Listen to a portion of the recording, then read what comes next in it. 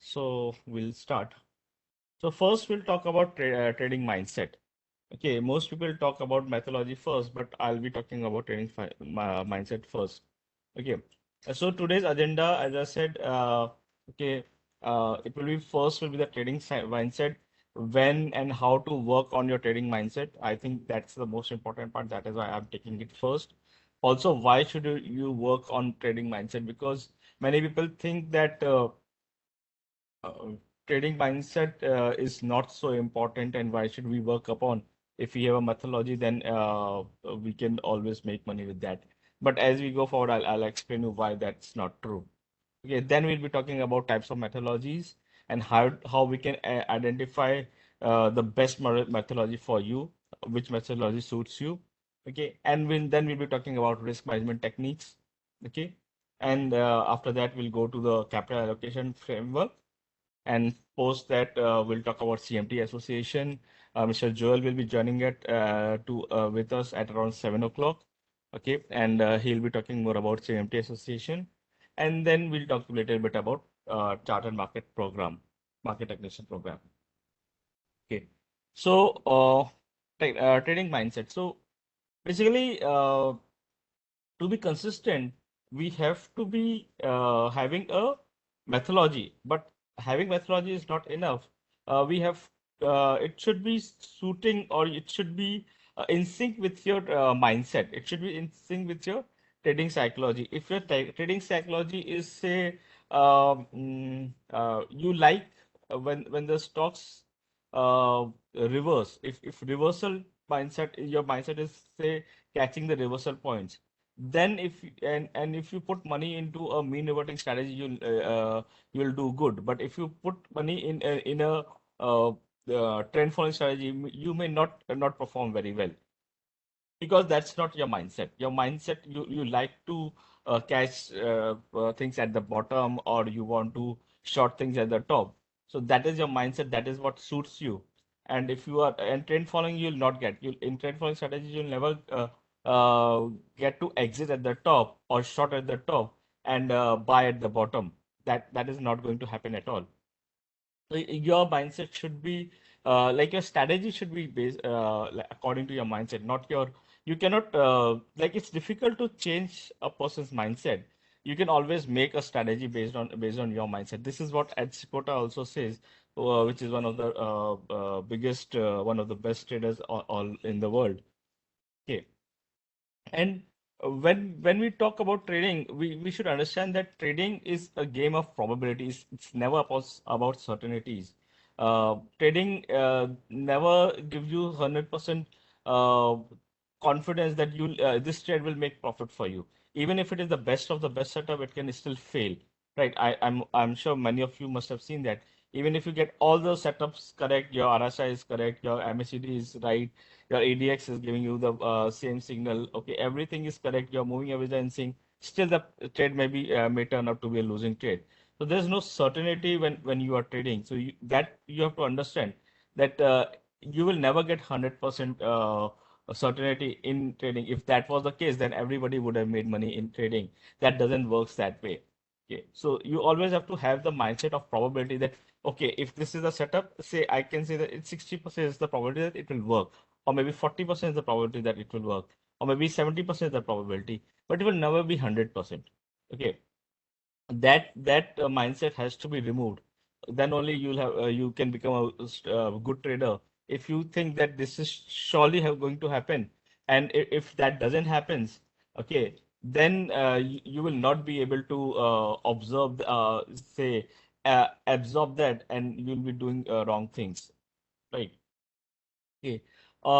There's most of the people, uh, when they are new, they think that they have a skill, and with that skill they can make money.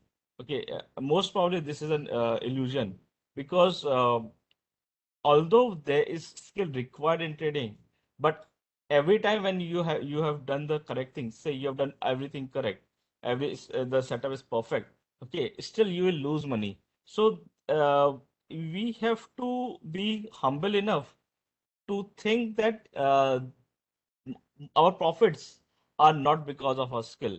Generally what people think is that the profit is because of our skill, but when we make losses, that is because of luck. That okay, there was this news, that's why I lost money, or there was that news, or that event happened, and because of that I lost money, right? But it's never that way. Markets are always right, always right. And we are mostly we do not adjust to the markets.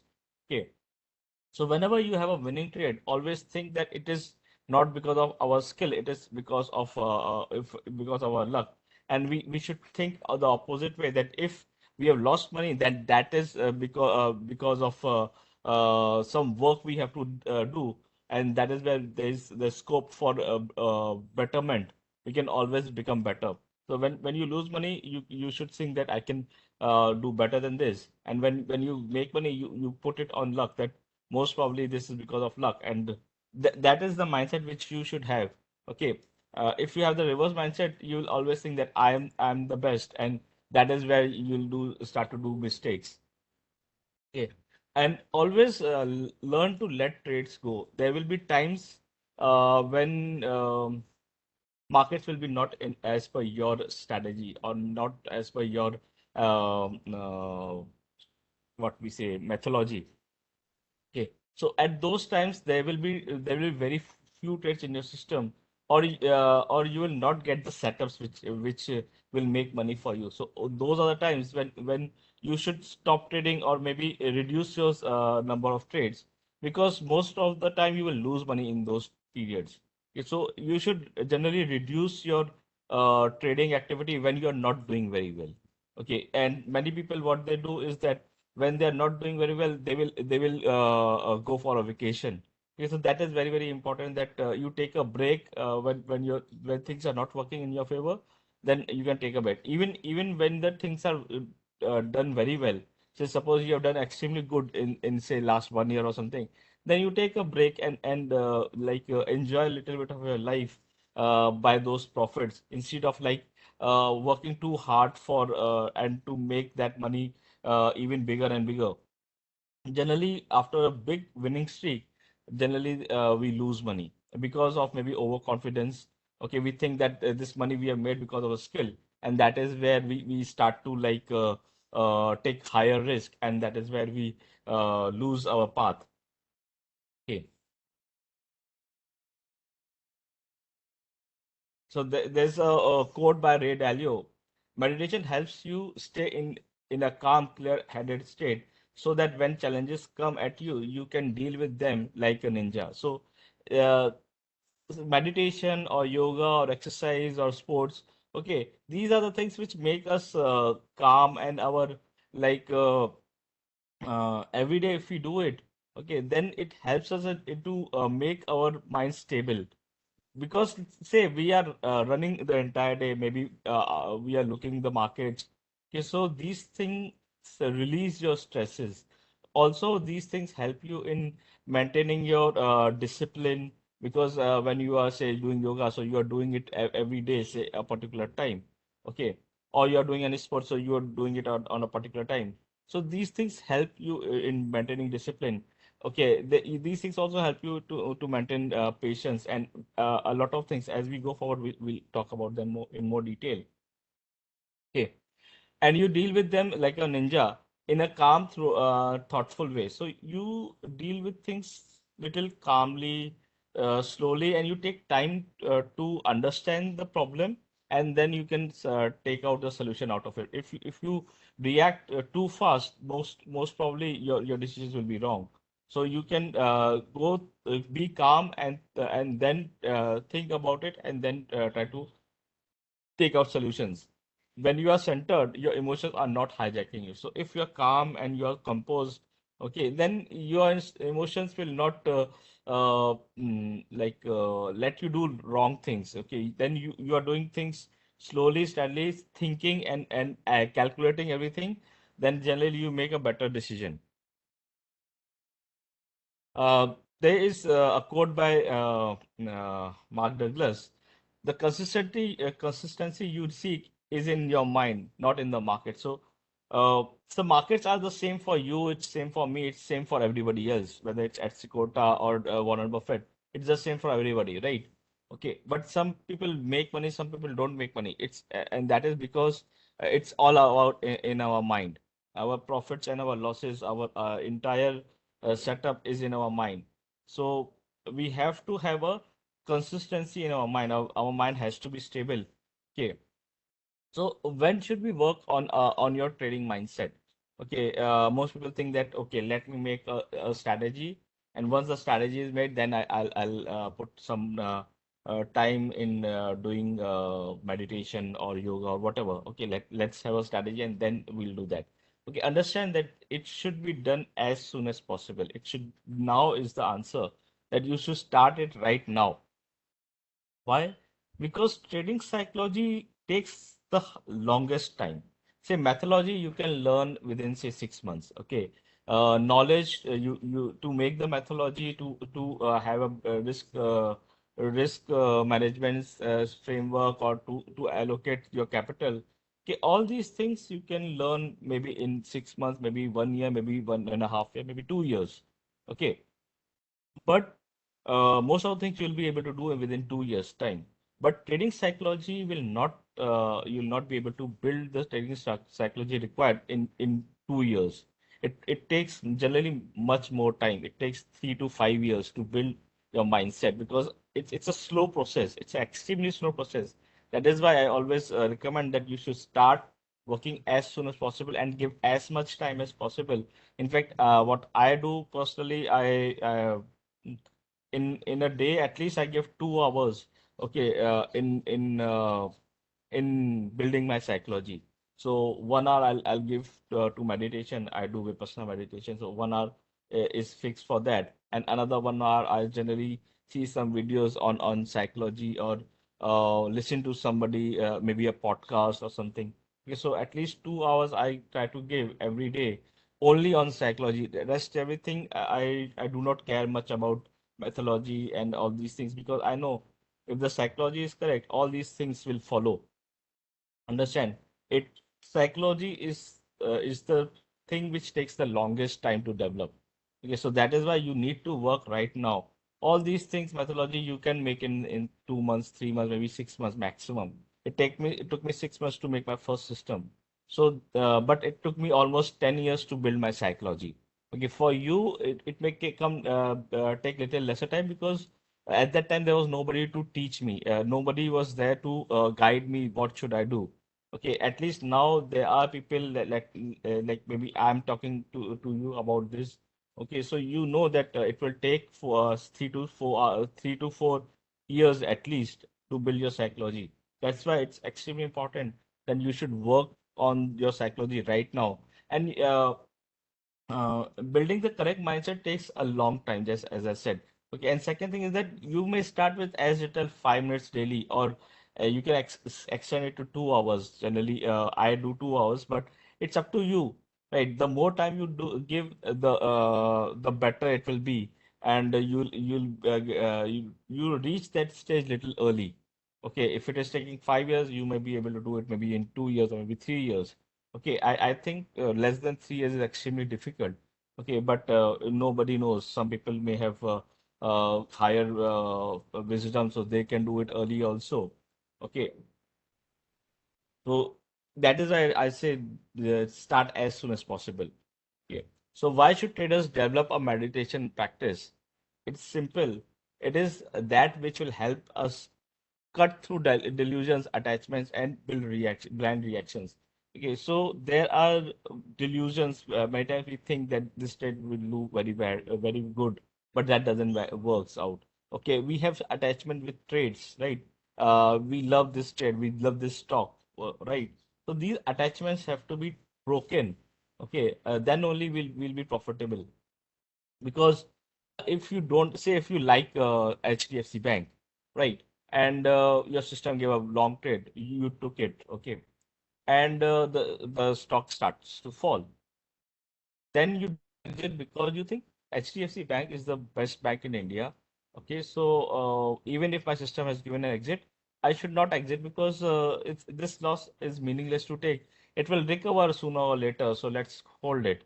Okay, and it falls by 30%, right? Okay, so. this attachment is the reason where we take our wrong decisions. So this attachment has to be broken, and this can be done through meditation or yoga or exercise, whatever suits you. It's not necessary to do you to do meditation only. You can do any of these things. And another problem with most of the people is that we do blind reactions. Okay, something unexpected happens, and we may take a wrong decision, right? Say suddenly there's a news of a war, and we think, oh, war, now the market will fall. Let's exit everything. Okay, let's exit the entire portfolio, and you see that within 2 days the market is making new highs. Right. This has happened with me very time. I remember somewhere in 2010 or something, there was a news, okay, that UAE has gone bankrupt. Okay. And I had recently seen the 2008 fall. Okay. And had lost money in that. So I thought UAE has gone default. So this will have a huge impact on Indian markets. And let me exit all my trades. Okay. And I emptied my entire portfolio just on that news. And believe me, within 2 days, okay, the first day, at that day, market was down maybe 1.5, 2%. And within 2 days, market made a new high. Right. So we do these blind reactions. Why? Because firstly, we do not have knowledge. The second reason is that we are impatient or we are fearful.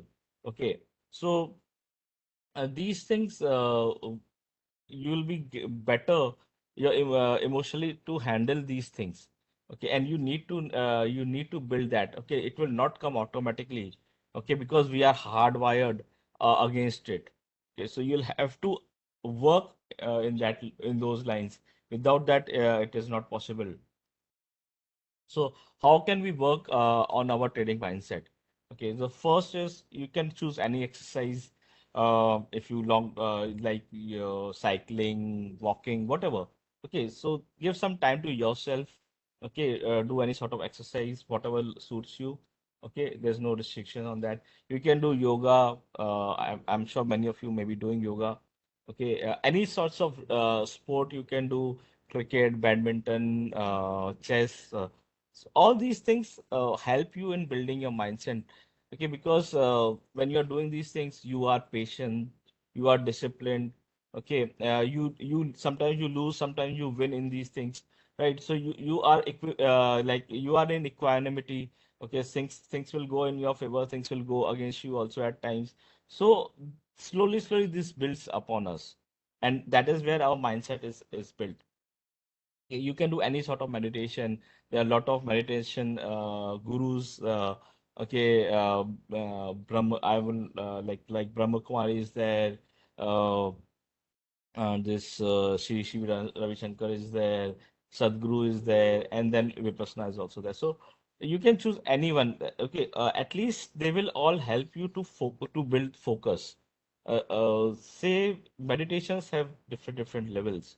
Okay, I personally believe that the highest level is the level which we get in Vipassana meditation. But in other meditations also, at least you will build your focus. You build your some equanimity will come in. So if you can do Vipassana, that's best. But if not, you don't believe in it, then fine. You can do any sort of meditation, no issues. Okay, Warren Buffett says it all. We don't have to be smarter than the rest. We have to be more disciplined than the rest. So see, these people are saying these things. Why? Okay, it's because these are important. Okay, you need patience, discipline, and an ability to take losses and adversity without going crazy. So you have to be calm. Without going crazy is what he means to say, that you have to be calm, you have to be focused, you have to be disciplined. Okay, and then you will be able to take these things. Otherwise, each time these things happen, you will get agitated and do wrong things emotionally. Okay, and why should we build a trading mindset? Okay, first is these things, what we talked about, meditation, yoga, exercise, sports, they help you to focus and increase your concentration. Okay, it's very important that you have in markets, it's important for to have focus in because it's not an easy game. Okay, you have to be at your toes. It's otherwise, say uh, we know that most of say 99% of the people do not make money in stock market. So there's only 1% of the people who actually make money in the stock market, right? So it's extremely important that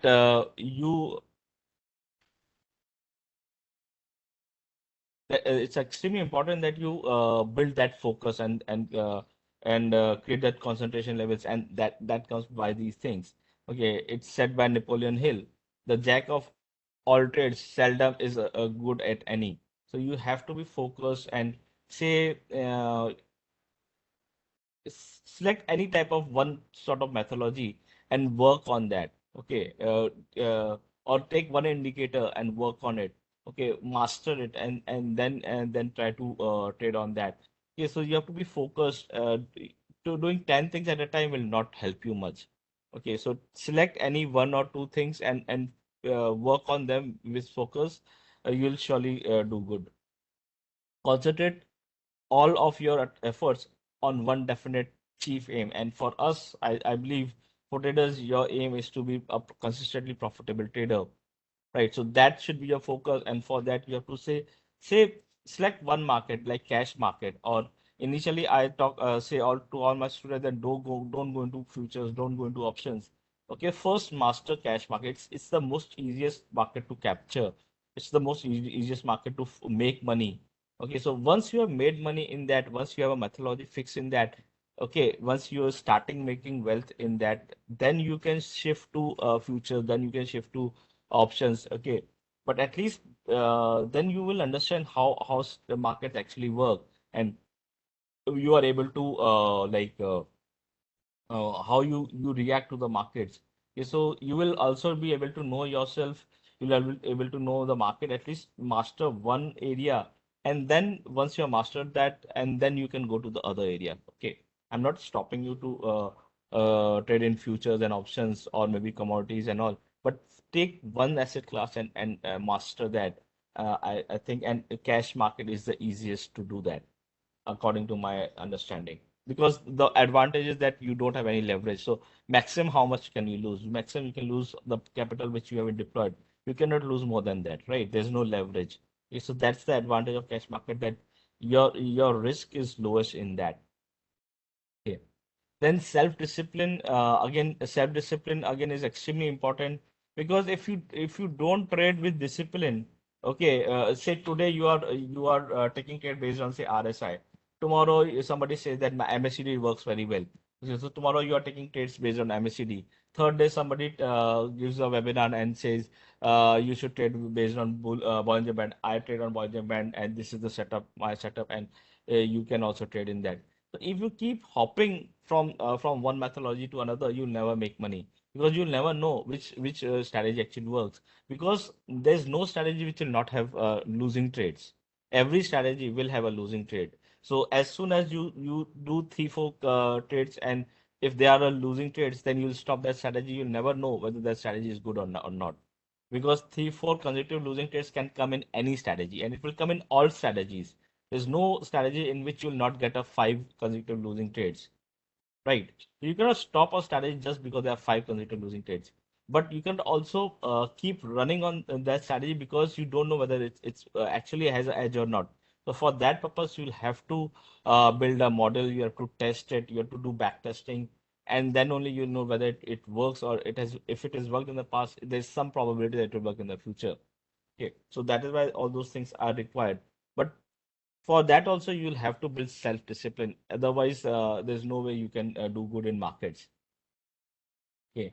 Uh, Patience and tolerance. We all know that patience is virtue in trading. Uh, Warren Buffett also says that. Okay. So patience is extremely important, and tolerance. Like, there will be times when there will be drawdowns. Okay.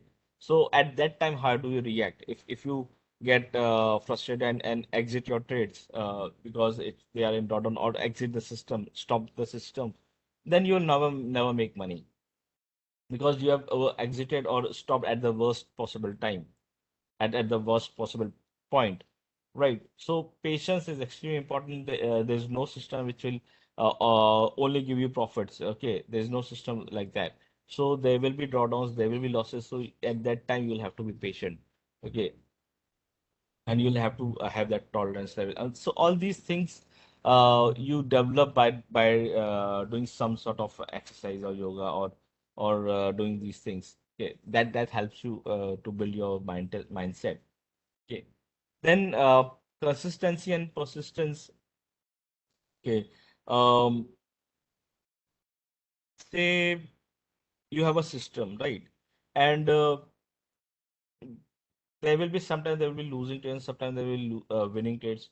So you have to be consistent with the system. Okay, it's one of the same thing that you have to be like whatever trades come in, you have to punch, you have to execute them. Okay, you have to press the buy button, and if there's an exit, you'll have to press that exit button. So you will have to be consistent no matter what. You cannot say I'll leave this trade because I think market is not very good. Okay, if you do that, then that will not work, because and that may be the trade which gives you the biggest possible profit. Okay, so you'll have to be consistent and persistent. You have to each day you'll have, even if you're losing, each day you have to come to the office. Okay, trade the system, take the trades, whether it's a losing trade or a winning trade, and then you may have some probability or to make money in the markets. Equanimity and impermanence. So understand that neither your profits nor your losses are permanent. Okay, everything is impermanence. Everything is impermanent. So even if you're making good money, like your system made a big winning streak, okay, don't think that this will continue for forever, right? And if your system is in losses, okay, don't think that this will continue to be in losses.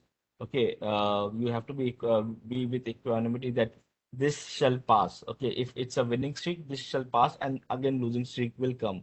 Okay, if it's a losing streak, this shall also pass, and the winning streak is will come. Like COVID, at the time of COVID, it was looking like the world will end. Okay, but that also passed away, right? Now almost COVID is gone and everything is normalized. So there have been wars all over the world.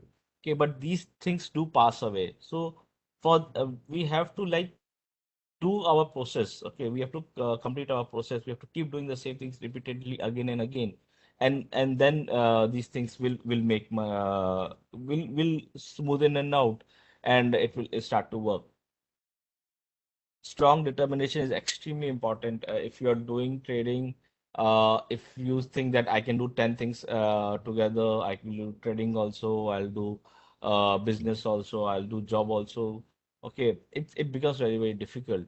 Okay, so a very, very strong determination is that you will make a system, it will show very promising results, but when you go live, it will not work. Okay, so again, you'll have to either tweak with that or make dump that system and make another system. So you'll need very strong determination in the markets. It's not easy. It's not a very, very easy job that you'll easily get it. Okay, so you'll have to have that. Like even if you have to clear CMT exam, you'll have to have a strong determination that I will clear it in the first attempt. Okay, that determination is extremely important. Then you will be able to complete that job. Otherwise, it becomes it's not so easy. Okay, and then in the markets you have to be humble.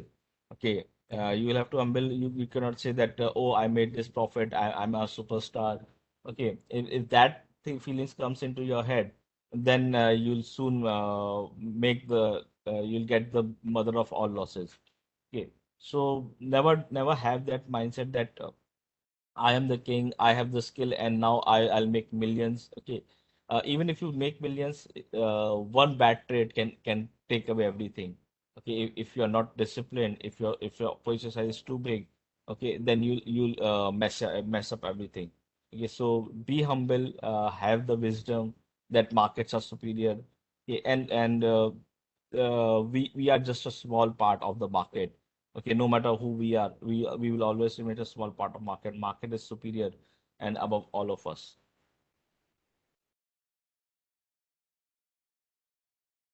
Okay. There's a quote by Jim Watkins. The river cuts through rock, not because of its power, but because of its persistence. So the river is persistent. That is why it can cut rocks also. Same way for trading also, you'll have to be persistent and self-determined, and then you'll be able to reach to those goals which you really want to become a good trader. That's your ultimate goal. So for that purpose, you'll have to be persistent. Okay. Again, there's a quote by Carl Chung. Even a happy life cannot be without a measure of darkness, and the word happy would lose its meaning. So, if there's lightness, there will be darkness. So, otherwise, happiness will have no meaning. If it were not balanced by sadness, so there has to be sadness, then only you'll enjoy happiness. Otherwise, you cannot enjoy. So basically, happiness and sadness are two sides of the same coin. If you have happiness, you will have sadness. Okay, it is far better take things as they come along with patience and equanimity. So it's extremely important that you be patient and be with equanimity, because there will be happiness, there will be sadness, there will be lightness, there will be darkness. Okay, so you will have to be see them through equanimity. Your reactions are extremely important. Okay, so now we'll move on to the next important part, which is the methodologies. Okay, so methodologies are many, they are unlimited. I've just figured out few of them. Okay, but these by no chance are limited to these. Okay, so it can be trend following, mean reverting, pattern recognition, pair trading, counter trend, techno funda, option selling, option buying, delta neutral, volatility construction, volatility expense. All these are types of methodologies. But the which methodology is best? Okay, so the answer to this is not in the strategy. It's in your mindset. Okay, what type of person you are. Okay, you'll have to know that. Okay, and according to that, you'll have to build your strategy. You cannot have a strategy and change your mindset. It's as I said, changing mindset is the most difficult thing I think in this world. Okay, changing ourself is most difficult thing. So don't try to do that. Build the strategy based on your understanding. If you can, there's all these strategies have some characteristics. You'll have to understand the characteristics of these strategies. Like trend following strategies generally have lower win rates. They generally have large strings of losses. Okay, they generally have bigger drawdowns. Okay, so but their profitability is also very high. Okay, and they are I would say easier to obtain, but running them is not easy. Okay, you can build strategy which is easier, but running these strategies are not very easy. So whether it suits you, or maybe mean reverting suits you, because mean reverting has different characteristics. They generally have higher win rates. Okay, they generally have lower streaks of losing trades, but the profits are very small. Okay, so profit per trade will be very small. Okay, so it's like getting your salary. Okay, so whether maybe most people are more comfortable with mean reverting strategies than trend following strategies. Okay, so if that suits you, build that strategy and work on that. Okay, then there are pattern recognitions, pair trading. So many people like do not want to be naked one side, having positions only on long side or only on short side. So they want at least some short trades and some long trades. Okay, so you can do something like pair trading. Okay, content and so many people like to capture the tops and the bottoms. Okay, so that also may work. The problem is that it's not very easy. Okay, making content and strategy is not very easy, but you can always build that. It's possible. Okay, then if you are a fundamental and technical both, if you want to do both, then something like techno funda models can be for you. And option selling is an option. Option buying, again, option buying is very similar to trend trading. Option selling very similar to mean reversion. Okay, and then there can be delta neutral strategies. Many people do delta neutral strategies. Okay, and very many people work on volatility contractions and expansion. Okay, so as I said, the best strategy is what suits you. Okay, and how to identify that which strategy will suit you. The first you should see what is your risk appetite. So whether you can take a 5% loss or a 10% loss or 15% or 30% or 40%, whatever. Okay. First, judge yourself. Okay. How much risk can I take? Okay. On that basis, you can select the strategies, and you will have to understand the characteristics of these strategies. Okay. And then fit your and then see which strategy fits your requirement. Okay. Another important thing is your initial capital. Okay. Like if you want to do a long short future strategy, then it will require a very big capital. Okay. So your capital requirement will also be a constraint to which strategy you should select.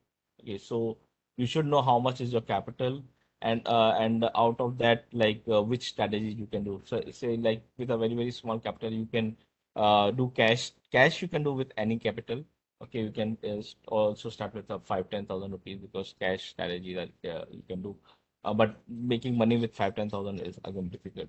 Okay, but or you can do option buying strategies with a small capital, but you cannot do a option selling strategy with extremely small capital like a 5 lakh rupees. Option selling will not work because you'll hardly be able to sell one or two lots. Okay, so you'll have to the methodology will be dependent upon your initial capital. Okay. And of course, your ability to handle consecutive losing trades. Like if you can handle, say, 20, 10, 20 consecutive losing trades, then maybe trend following strategy is for you. But if you cannot handle that mentally, then you should look for mean reverting strategy or maybe option selling strategies. Okay.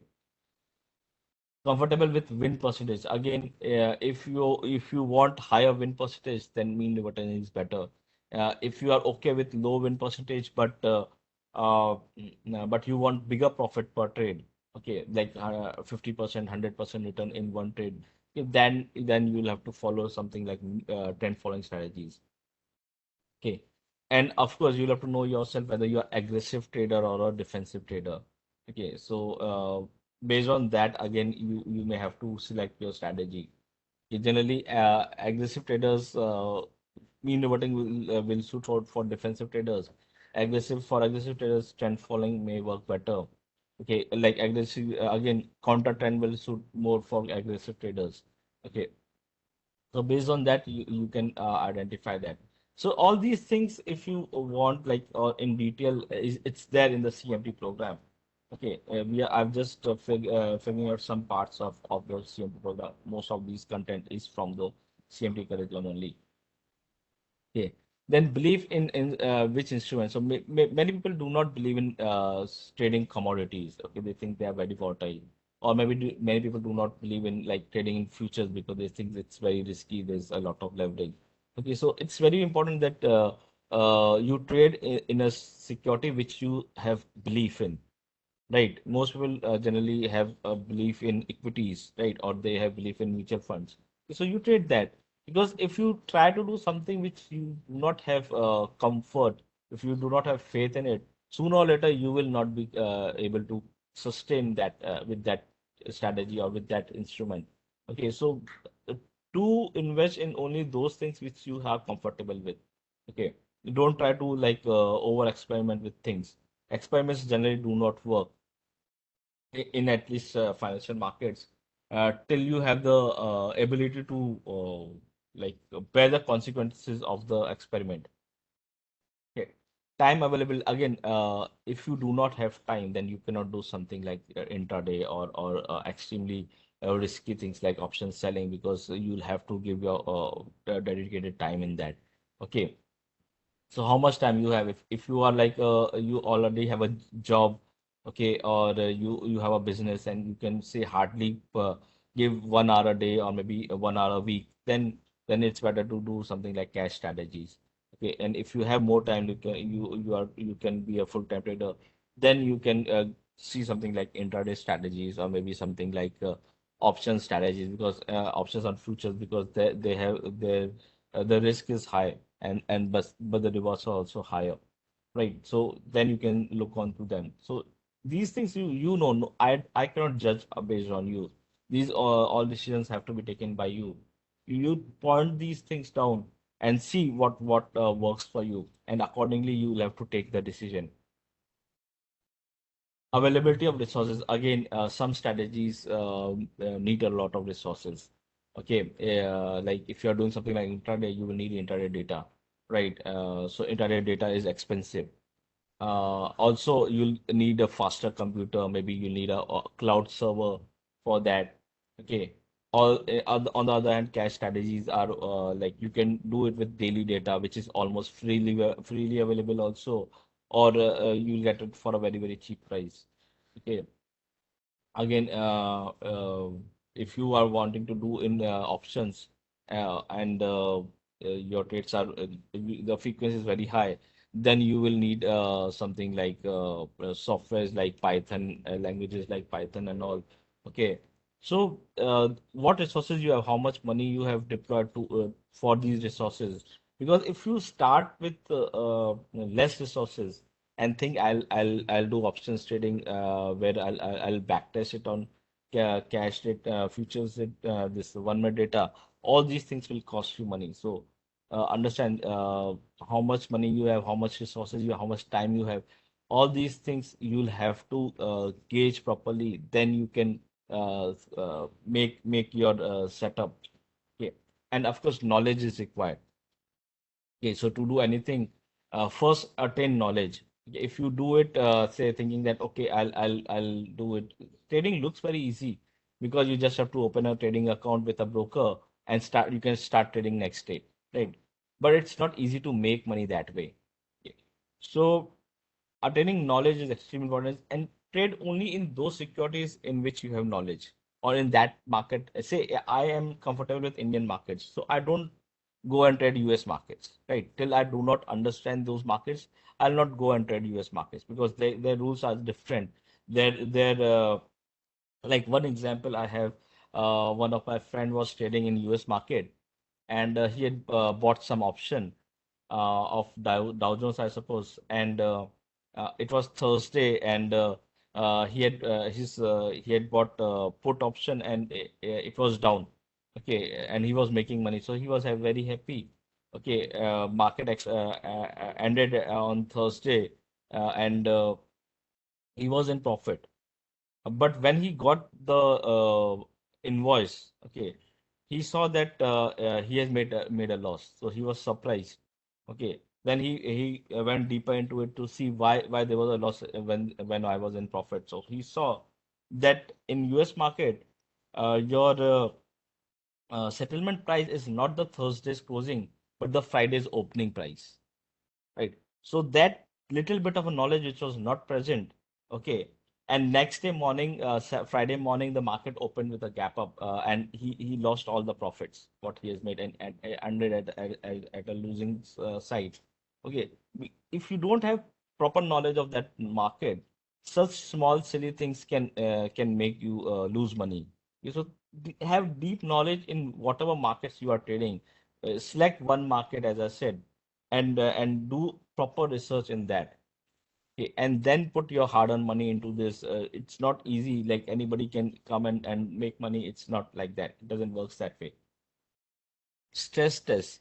So whenever you make any model, okay, uh, you have to make a model because if you're just thinking that I'll try this, I'll try that, that doesn't work. Okay, you have to build a model, and that model has to you should have do a stress test of that model. Okay, what if the worst situations happen, which is against that model? So that tests have to be done. Okay, then only your methodology will work in live markets. Otherwise, it will not work. So you have to like break that strategy. So if the strategy is making money, you have to make sure that how you can break it. Don't think that okay, I want a strategy which will make money. That is the wrong mindset which people have. Your mindset should be that I will break this strategy. This strategy cannot make money. And even after breaking it, it still proves to be profitable. That strategy you should put money.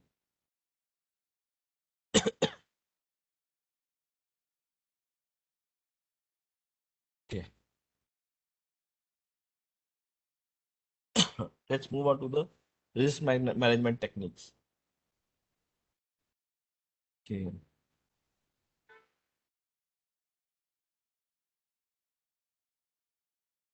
ones.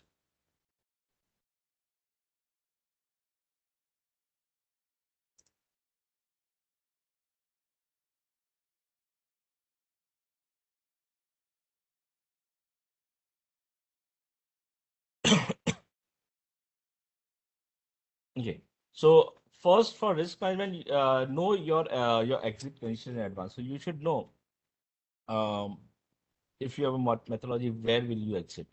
So it can be a stop loss, it can be a price stop loss, it can be a percentage stop loss, it can be a exit based on some indicator. But you should know the condition where you will exit, and you should not change it. That's very important. That uh, if you have fixed that this is my condition for exit, no matter what, if this condition is fulfilled, I'll exit. That is very important because you have to restrict your losses. Okay. Otherwise, if you do not have like, say you have taken a trade for XYZ reasons. Okay. But now that trade is in losses. Now it's turning against you. Now, you are looking at the moving average. Okay, so you feel that okay, the 10-day moving average, the price is still above 20-day moving average. So if it breaks 20-day moving average, then I'll exit. Okay, now the price goes below 20-day moving average. Now you feel that okay, this trend line is very close. The price is very close to that. So if that breaks, then I'll exit. So if you're doing that, understand you are not disciplined. Okay, you are trying to avoid losses. Okay, avoiding losses will not help. Avoiding losses will make things even worse. Okay, you will have a bigger loss. Understand that. Okay, so bigger losses are your biggest enemies. Okay, that is where you will erode your capital. Okay, so never change your stop losses. Never change your exit conditions. Okay, this I used to do when I was amateur.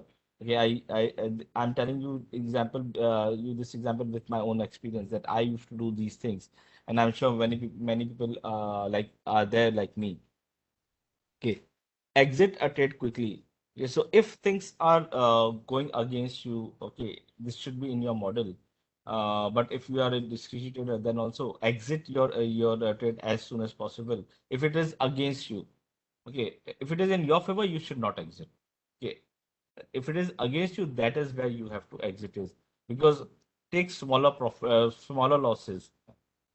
Your objective is should be that your losses should not become big. If that happens, then it will be difficult for you to make money. Okay. So the first is stop loss is the best stop loss. It has been said.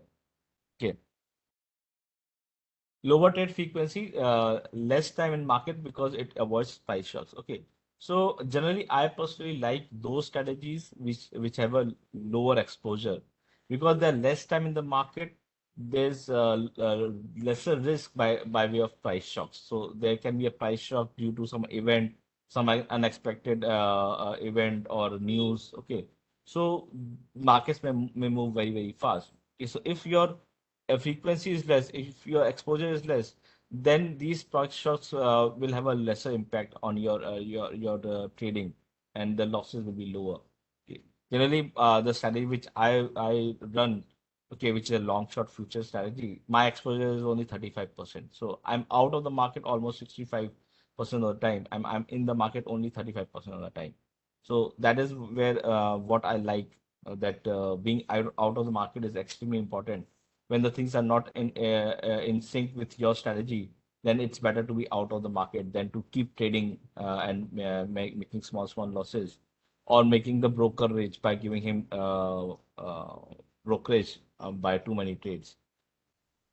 Lower leverage don't meet never meet margin calls. Okay, so always your leverage should be low. Like brokers will give you 10x leverage, maybe in some market they'll give 100x leverage as well, right? But if the broker is giving you leverage, that doesn't mean you should use that leverage. Okay, if you are getting an opportunity, a facility, it's not necessary every time you use it to the 100% of the time. Okay, if the broker is giving you 10x leverage, you don't need to take 10x leverage. You can just take 2x leverage. Personally, at one time, I was using 10x leverage. Okay, but eventually I found that that's the biggest mistake which I'm doing. So right now I'm right now don't even use 1x leverage. and at times I can maximum go to 2x leverage. I do not go beyond 2x leverage at all, because higher the leverage, higher is the risk. Although with higher leverage, your return also increases. Okay, I do not deny that your returns would be higher if you take leverage, but your risk is also higher. Okay, so generally, managing risk is much more important than managing your profits. I'm comfortable with that 20-25% CAGR returns for the next 50 years than to have a 1 year of 100% return and then another year of 50% loss. Okay, so I'm not comfortable with that. Okay, so limit your leverage. Don't try to make money in 1 year, okay, or 1 month. Okay, that's not going to happen. You can lose your entire money in 1 year or 1 month, but you will not make like double money in say 1 month. Okay, so have limited expectations, smaller expectations. Once you get experience, once you have knowledge, okay, then these things will come up. Then you can even make 100% return in a year. I do not deny that. Okay, it's possible. But for that, you have to survive. Okay, your first aim should be to survive in the markets. Once you have survived for 5-7 years, then you know that you have learned the art of trading. Then you can use that higher leverage, okay, and make the killing when the situation is in your favor. Okay, but always maintain that you have to survive in this market, and for surviving, you have to keep your leverage lower. I'll personally recommend never go beyond 2x leverage. Maximum and max, if you are getting a very good setup, maximum go to 3x leverage. Never use beyond that. Okay, it's only in your favor. You have to survive. That should be your mindset. Liquidate your worst position first when lightening up. So if you have to lighten up, okay, then you should liquidate your worst positions in which you're losing the most. Not generally, this is the tendency of most of the people that they will exit the winning positions, right? Say you need some money from the market, say for to buy a house, or maybe to give fulfill a commitment to for your son's admission and all that. Okay, so if you need money and you have to liquidate something, liquidate the worst position, which you are having the biggest losses, because those are the positions which will most likely not work in your favor. Otherwise, they would have performed. Okay, if it is not performing, there's some reason why it is not performing. Okay, sometimes it may reverse and it will make it would have gone up. Okay, after you have exited, but in most cases, you will see as you get experience that it will be in your favor that you exit your losing trades. Then, or even if all the trades are winning trades, then in which you are getting the least profit, exit that trade. Generally, that is the best thing to do. Okay, plan for contingencies. Okay, it's very important that you plan for contingencies, because life is not going to be as per your expectations. It's things will get worse. Things will happen which will be entirely out of your control. Some Suddenly there will be a war, or suddenly there will be a tsunami. You don't know. It's not in our control, right? So you should always plan for contingency, the you should be ready for the worst possible scenario. Okay, and then then money will come automatically if you survive in those conditions. Okay, like for contingencies, basically what you can do is that keep a reserve capital. Okay, like this is covered in the CMT syllabus. Okay, we'll be doing this in detail when we go to in the syllabus. Okay, in fact, all these things will be covered in detail in the syllabus. Okay. Trade only liquid securities. This is again extremely important thing for risk management. Okay, you have to be with liquid securities. I personally do not trade any security which is less than 100,000 crore market cap, and which is into circuits, a 5% circuit. Okay, so because understand that once your system or your methodology gives you an exit, if you are not getting exit, then your losses can be much bigger than what you have seen in your backtest. Then your life scenario and backtest scenario will be very different. Okay, so you have to be as close to your backtested framework as possible. For that purpose, you'll have to trade in liquid securities. Don't be in a agreed that small caps will become multi-baggers. Even 1,000 crore stocks can become multi-baggers. We have seen it in from the COVID fall. Many stocks which were like mid caps, they don't need to be more than less than 1,000 crore, like Aarti Drugs, your Dixon Technologies, your Deepak Nitrate, your Balaji Amines, your Alkylamine. There were persistent systems there. I can give you 20 names which have been 10 baggers in this rise from COVID. Okay. So you don't need to make money in extremely illiquid stocks. Understand that.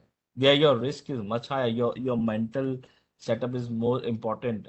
When you see that you are not able to exit in a circuit, it hurts your mindset. Okay. You have to preserve your mindset. Otherwise, it will be devastating. Okay. Trade with higher risk reward ratio. So generally, your risk reward ratio, if it is higher, you have larger profits. Okay, and then you have some room for some execution error. Some if you're calculated slippage incorrectly. So all those things they will be taken care of. It will not matter much. But if your risk reward ratio is extremely small, like 1 is to 1.5 or 1 is to maybe even 2, okay, then little bit of a wrong calculation, maybe in slippages, maybe in brokerage, maybe in execution, okay, those will hurt you very badly. Okay, then those things will make your winning strategy or losing strategy. So try to have a bigger risk reward risk ratio. Keep your targets bigger, your profits bigger. Uh, because smaller profits can be just eroded by some execution error, okay, or because of a slippage, right? So try to have a bigger risk reward risk ratio, a shorter time to recovery rather than a prolonged drawdown. So again, uh, any strategy, if it is recovering early, recovering faster, that is always better because you are lesser time into the drawdown, you're lesser time into the pain. So the more time you are in the pain, the more difficult it will be for you to run that strategy. Sooner or later maybe you'll stop that strategy because it will go above your tolerance levels. Right. So if the recovery is faster, generally those strategies are much better. Okay. So try to have that. Focus on system path rather than single performance measure. Okay. So if you see here, I've put one chart A, which has a system A, and chart B, which has a system B. Okay. If you see, both the systems start from the same level from here and end at the same level here.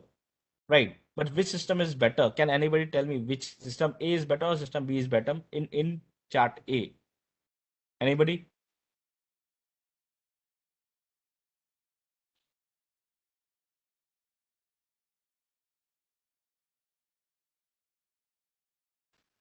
You can put it in the chat box.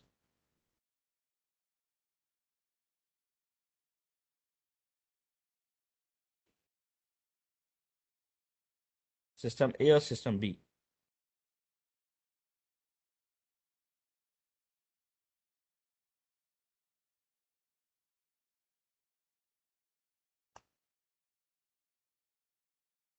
Okay. Hitendra says system A. Hey, Emma says system A. Amit says system A. Right. Okay. You all are right. If you see, this system is much more consistent because the drawdowns are smaller and the recovery is faster. Right. Here, your drawdown is bigger and the recovery takes a long time. Although it's a fast recovery, like a vertical recovery, it's difficult to handle this drawdown emotionally. Okay. Now let's go to the image B. Again, system A and system B. Which is better? System A or system B?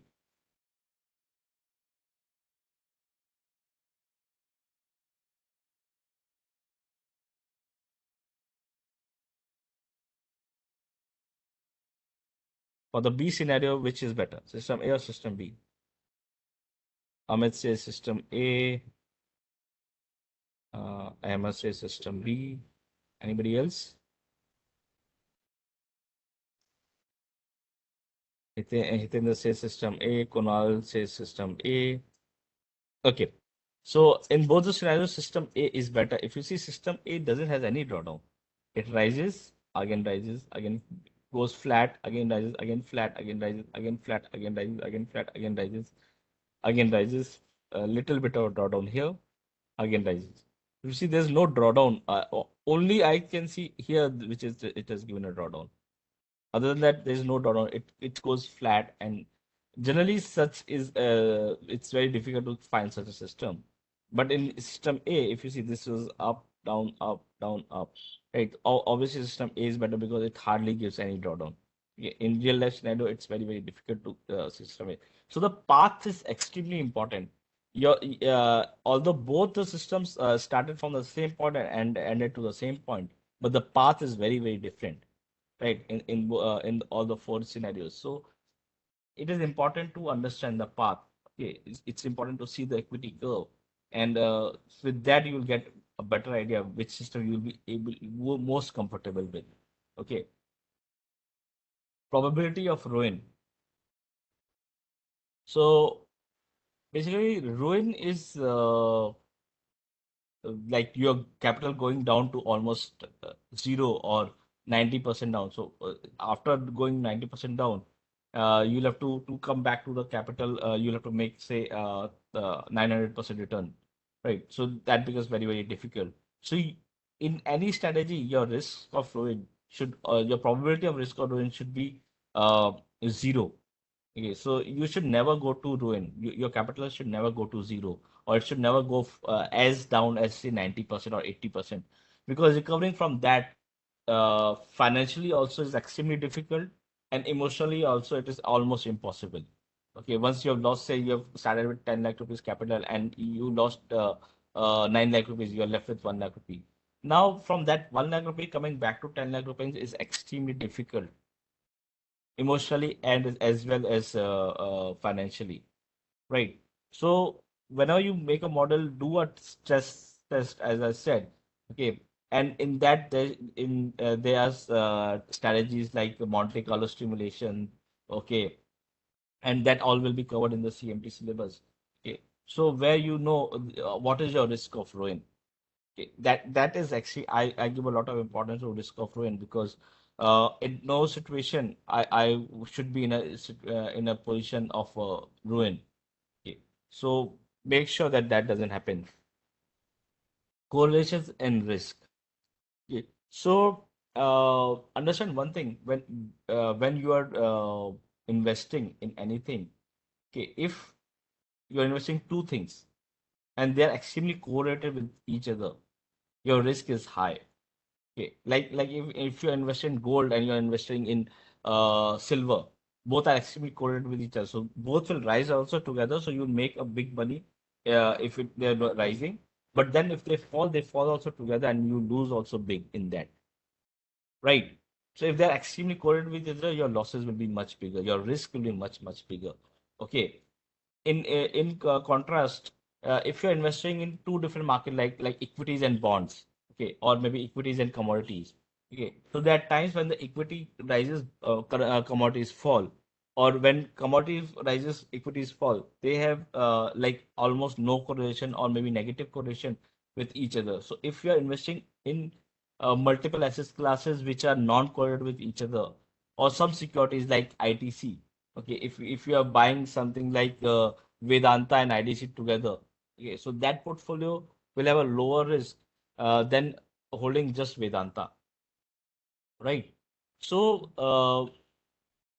when there's correlations, okay, let's say correlation between securities, then your risk is reduced. Although your returns is still there because both say ITC's also purpose is to make money, right? Its price will also rise if it sustains.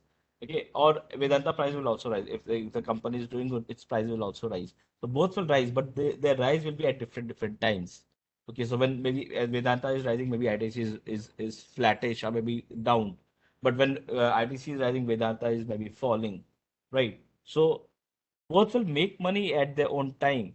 both have a higher upper expectancy or a positive expectancy, but your risk reduces when they are together in one portfolio, right? So have such a portfolio where you have a little bit of a diversification between different asset classes, okay, or different securities with different sectors. Okay, so that will reduce your risk. Okay. So more about this always will be covered in the CMT syllabus. Okay. So this is, I believe, very, very strongly. There are only two ways of losing money. There are billion ways of making money. Okay. But there are only two ways of losing money. Well, the first is restrict your large percentage losses of the capital. So your losses should not be a big part of your capital. So if your capital is say 10 lakh rupees, you should in one trade you should not lose like 1 lakh rupee or maybe 50,000 rupees. Okay. If that is happening, then you are sure to go broke. You are sure to go to ruin. Okay. So you have to restrict your large percentage losses of your capital. So your loss per trade of your capital should not be more than, personally, I believe, not more than 1%. I personally, in my personal account, it is less than 0.02%. Okay, 0.2%. Okay, but maximum, some people advocate for 2%, some people advocate for 5% also. I advocate for less than 1%. Okay, because I have seen consecutive losses of more than 45 also in my system. So if 45 consecutive losers are there, and you have a 5% risk, then risk per trade, you'll surely go broke. Okay, so your percentage of losses of the capital should be as low as possible. You should not have large losses. The second problem is you should not have a large number of consecutive losing trades. Okay, a 50 consecutive losing trade or maybe a 100 consecutive losing trade. That, believe me, it happens. Okay, don't think that it's not happening. I have seen it happening. Okay, so it happens. Okay, and still the systems are good. It's not that the system is junk. Okay, I've seen in good systems also such large number of losing trades like 40, 50, 55. Okay. So try to restrict this consecutive losing trades. And this can be done by your by lowering your number of trades. By when you are out of the market for some time, like your exposure is less, then your consecutive losing trades will also be less. Okay, so if your exposure is less, then your consecutive losing trades will also be less. Okay, so try to do that. Okay, these are the only two ways that you can lose money. There's no other way of losing money. If you are not losing a large percent of your capital in trade, in one trade, then you will not go broke. Or if you don't have a large number of customers losing it, then you will not go broke for sure. Okay. Uh, my voice is breaking. Is it okay now? I suppose. Okay. Okay. So there is a quote by Victor Spandio, who is a market wizard. The key to trading success is emotional discipline. If intelligence were the key, then there would be a lot more people making money. So it's not about the intelligence. I'm sure, very sure that most of the people in this room are much more intelligent than I am, right? But it's most of the better part is that discipline, emotional discipline, which will make you successful in trading. Okay, so your aim should be to be disciplined in your methodology. Okay. Now I'll go to the fourth pillar, okay, which is capital allocation framework. Okay, after that we'll talk about the CMT. I'm sorry, Joel, it's taking a little bit of more time. Okay, I'll try to complete it as soon as possible. Okay. Minimum capital requirement or reserve capital. So I think I've talking about this before also. Your initial capital is extremely important. Okay. Say if you are starting with if your model needs a bigger capital and you are starting with a small capital, it will be detrimental for your trading, because say if I want to trade in futures market, long short futures market, and I'm starting with a capital of say 10 lakh rupees. Okay, then understand that in one lot you'll require minimum margin will be around 1 lakh, maybe in fact 1.5 lakh rupees. I think you need at least 1.5 lakh rupees, because now the lot size is also increased to almost 7 to 10 lakh rupees a stock, right? So minimum requirement will be at least 1.5 rupees, 1.5 lakh rupees. And if they are and you have to have some sort of diversification. You cannot have just take 3 trades or 4 trades. Okay, you'll have to have at least 10 positions or 8 to 10 positions in your account to have some bit of diversification, right? So you will not be able to take with 10 lakh rupees. You will not be able to take more than 5 trades. Okay, and then you do not have any capital left for drawdown. So if your system goes into a 10-20% drawdown, then you will not be even able to take 5 trades. You will be able to take only 3 trades. Okay, so then you will not, and if the trade comes in and you are not executing the trade, then it will be harmful for your system. Then the system will not get that expectancy which is there in the system. Right? Your real life equity curve will be different from your back tested results. Okay, so always make sure that you have decent capital for your strategy, the capital which is required for that particular strategy. Okay, don't try to say that okay, I'll take risk, I'll keep it in luck. Maybe initially some good trades happen and I'll make money. Don't be in that illusion, because most probably initially you will get losing trades. Okay, it's always generally in life is harder with us. Okay, also it's important to have a reserve capital. So say you want to the same scenario, we take a futures trading system. Okay, and there are 10 say you want to take 10 trades, simultaneous trades, like open 10 open positions, right? And same 1.5 lakh rupees is required for one contract. So you'll require at least 15 lakh rupees for taking 10 trades. Okay, and then suppose your maximum down is say 20%. So 20% of 50 lakhs is 3 lakh rupees, right? So suppose you have uh, 15 lakhs rupees for margin and 3 lakh rupees you are kept for the drawdown. So you are running the system with 18 lakh rupees. Now again, understand that this is the minimum requirement. Okay, sometimes systems may go into drawdown which is deeper than your back test. Say your back test showed a 20% maximum drawdown, right? But it is in real life scenario, maybe it will go to 25%. So when it goes to 25%, at that time again you are short with capital. Although system is still good, it's just going beyond its maximum drawdown, and then it has again recovered from that, right? But since you did not have capital, you are not able to take all the trades of the system, and you did not make money, right? So you should always have some reserve capital in case the maximum drawdown levels are hit. You can still run the system. That is very important. Like lack of capital, I have seen is one of the biggest reason why people fail in market, because they try to run a system with smaller capital when the requirement is bigger. Okay. The next is only risk a small amount of your total capital in any one trade. This I've already discussed. Like generally, I would personally keep it less than 1%. My personal is like 0.2%. Okay, but you can like at least never go beyond 1%, I would say. Don't go about what books say, what other authors say. Okay, believe me, 5% is not the capital, not the risk which you should take in one capital, because 20 consecutive trades can come in any strategy, whether it's mean reverting, whether it's trend following.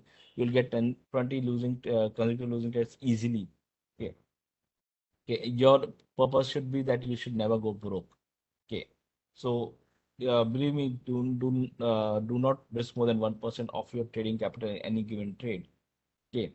Large positions mean large risk. So if you're say uh, say you started with say 1% of risk in each trade, but you kept pyramiding it. Okay, you kept increasing the size when the trade was in favor, right? I at least I do it, and maybe you will not be comfortable doing it.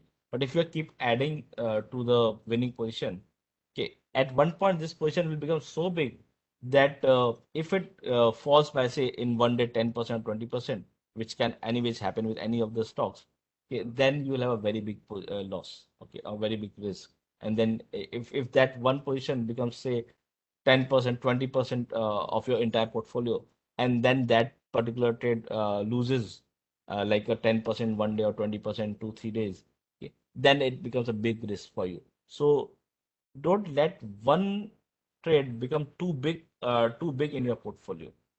Okay, that will reduce your risk. If that one trade, yeah, like you can keep a ceiling that if any trade, any stock goes more than 10% of my overall capital, then I'll reduce that size. Okay, then you can shave off that much of the profits you can withdraw. Because then your risk is very, very high. This is what actually I do personally. Okay, position sizing. Okay, now position sizing is a very big topic. I can talk for hours only on position sizing. Okay, but right now I'll just go with this uh, image. Okay, this is again part of from the part of CMT syllabus. Okay, so there can be various types of position sizing. I'm just explaining you three here. So you start maybe with 10. Think is as 10 lots, okay, or 10 shares. Let's take it 10 shares, okay. So you buy 10 shares here at the starting, okay. Then when the profit, when this stock or trade goes in your favor, you add another 5 shares, okay. Then again it goes again in your favor. Then you again add another 2 shares. Then if it again goes in your favor, you add another one and then you stop. Yeah, by doing this, your total position will be something like this. Initially, you have 10 shares, then you added 5, so your position became 15. Then you added again another 2 shares, so your position became 17. Then you added another one, so your position became 18. So it looks like a shape of a bowl, right? And this looks like a shape of a pyramid. Okay, another way of adding or pyramiding can be that you add equal quantities. So you added with 10, then you again, if it goes in your favor, then you add another 10 shares, then you add another 10 shares, then you add another 10 shares. In this also, it looks like a bowl shape, okay, where the initial is 10, then 20, then 30, then 40. Okay, so at the top you have the highest size. So if generally in such a situation, if the stock falls say 10% in one day or maybe 20% in 2 days, okay, then you can have a big loss. Okay, another way of position sizing can be reverse pyramiding, which is up to here 10. You start with 10 shares, then you start with then you add another 5, then another 2, and then you start to reduce. Then if it goes again in your favor, then you reduce the 2 shares which you bought here. Again, you reduce the next 5 shares you bought here, and again at the top you exit the entire position which you bought here 10 shares. Okay, this will make the shape like a leaf, the shape of a leaf, where you start with 10 shares, then you add another 5, so 15 is your quantity. Then you add another 2, 17 is the quantity. Then it goes again in your favor. You keep it the same, okay, and then you start to reduce. If it goes again in your favor, you reduce 2 shares. It goes again in your favor, you reduce 5 shares, and then you exit the entire position when your stop loss is hit or the trailing stop loss is hit. Okay, so here you have zero position. Okay, so these are some ways of purchase sizing. There are other ways of purchase sizing also, but we cannot have everything in this presentation right now. Compounding the position. So pyramiding is again one way of compounding the positions. Okay, again there are different types of methods to compound your positions. Okay, maximum open positions. Again, now, maximum open positions can be very tricky. Uh, Generally, with systems which have trend following in nature, you should have a bigger number of open positions. Minimum is 10 for me. Okay, maximum like minimum is 8 for me. Sorry, minimum is 8 for me. Maximum can be 50. Okay, I don't go beyond 50 because practically it's very difficult to handle them. Okay, and um your but also your maximum open positions can be in both the directions. So you can keep say in short side you can have maximum 10 positions, and long side you can have maximum 10 positions, like that also. Restricting number of positions is extremely important for me because your risk is also restricted. If you keep adding new stocks, okay, your capital deployment increases, and although you're diversified, but your risk is there because understand equities, especially if you are investing only in equities, then all in equities correlated together when there's a big crash, like something like 2008 or 2020. When such situation comes in, all the stocks fell, whether it's it's pharmaceutical stocks or FMCG stocks or technology stocks or capital goods stocks. They all fall together. So at those periods, your risk is very, very high, even if you're diversified. So that is why always I restrict the number of open positions. That is one way of reducing the risk as well. Yeah. Calculate your brokerages, slippage, and taxes correctly, because if you are calculating wrongly, then even a good strategy can go bad. Okay, so keep your those calculations correct. That's very, very important. Okay, do some research on that and accordingly keep those things, because uh, if the win rate is very, very sorry, if the average profit per trade is extremely small, then your miscalculation of broker and slippage can hurt you very badly. Okay. Volatility-based position sizing. So you can also use volatility-based position sizing. Say if the volatility is high, you have a lower position size. You take a small position. If the volatility is low, then you can have a little bigger position, because if volatility is an substitute for risk. So if there's lesser risk, then you can have a bigger position. So that if you make money, you make bigger money in that. Okay, adjusting position size during losing streaks. So again, if you are in a losing streak, generally it's better to reduce your size. Okay, so if you have seen that you have already got maybe 6, 7 consecutive losing trades, then understand that market is not favoring your style of trading. Then you can reduce your size till that time you get some winning trades, maybe 1 or 2 winning trades. Then you can increase your size again. Okay, but at when you are losing, you can reduce the size after a certain level. Anti-martingale. Okay. The anti-martingale is again a very big topic. Okay, so I'll just explain this in summary. Okay, because we are getting short of time. Okay, so anti-martingale is basically uh, when we are winning, when our trades are going in our favor, we keep increasing the size. Okay, uh, and if we are in losses, then our size remains equal. Then our size is, we don't increase the size. Okay, but if we are winning, then we increase the size basically. This all is actually covered in much in detail in the CMT curriculum. Okay. So with this, I'll hand it over to Joel. Joel, I'm sorry for the delay. I'll just give you the right to present. Okay. Okay. You are the presenter now, and I'll. Perfect. And now is my audio as well coming through soon? Yeah, Yeah. yeah, Joel, I can hear you. Thank you so much. And thank you for everyone who's stayed on this long to kind of connect with, speak with, listen to me.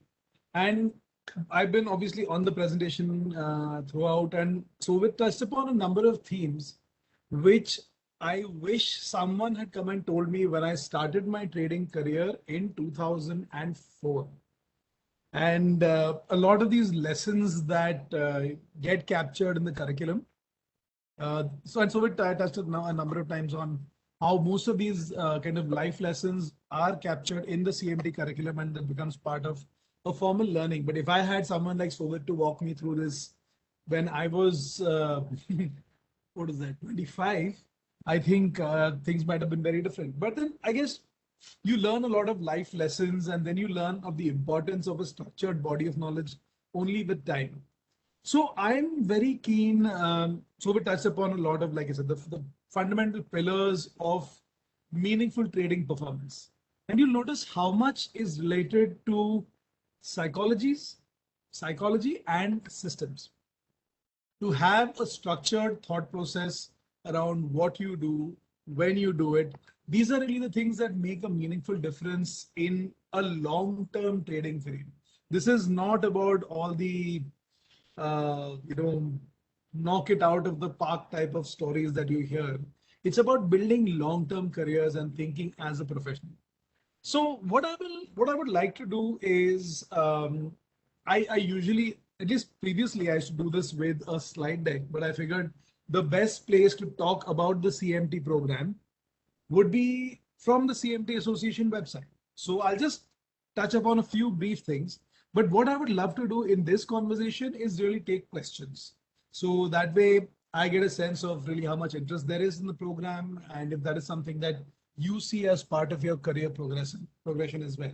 So if through this conversation that Sovit has had with you so far, if you already have any questions, any doubts, anything that you think I can clarify, or indeed Sovit can as well. If you feel that there's anything of that sort, please feel free to share it.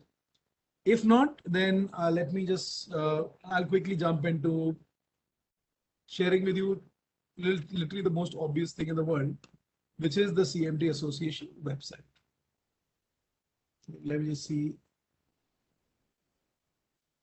Chrome is sharing, and where is my face? Here it is. So you can see the screen. Yeah, the screen is coming through, right? Thank you so much. Good, and I can see a lot of people on the call as well. BJ, Bharat, Hitender, Dr. Rakesh, Krunal, Kshitij, Parikshit, Pramod, Rajesh, there's an RM, Shivang, Shri. Nice to see you as well, China, Yogesh. Great. So the website actually is very self-explanatory. So whenever you get a chance, please do visit cmtassociation.org. Specifically, we are talking about the CMT program. So I would definitely urge you to, when you look at the website itself, right? What does the CMT program, or what is the CMT experience about? If one were to ask the question, I would say it is about this line that you can see right in the middle: improving investment performance and career opportunities. Because that is what this program does. It brings together what is at the cutting edge of technical analysis, and technical analysis not as it was traditionally known as just drawing charts and then trying to philosophize about the markets. Today, because computing technology has become so accessible, previously what could be done only on charts can today be done by very powerful mathematical models that computers can generate. And it does not have to be just a two-dimensional model. You can have multi-dimensional models as well. And a program like the CMT course, let me just jump into the website. The CMT program actually gives you a grounding into what you can learn across 3 levels from this perspective. So CMT level 1 focuses on general definitions.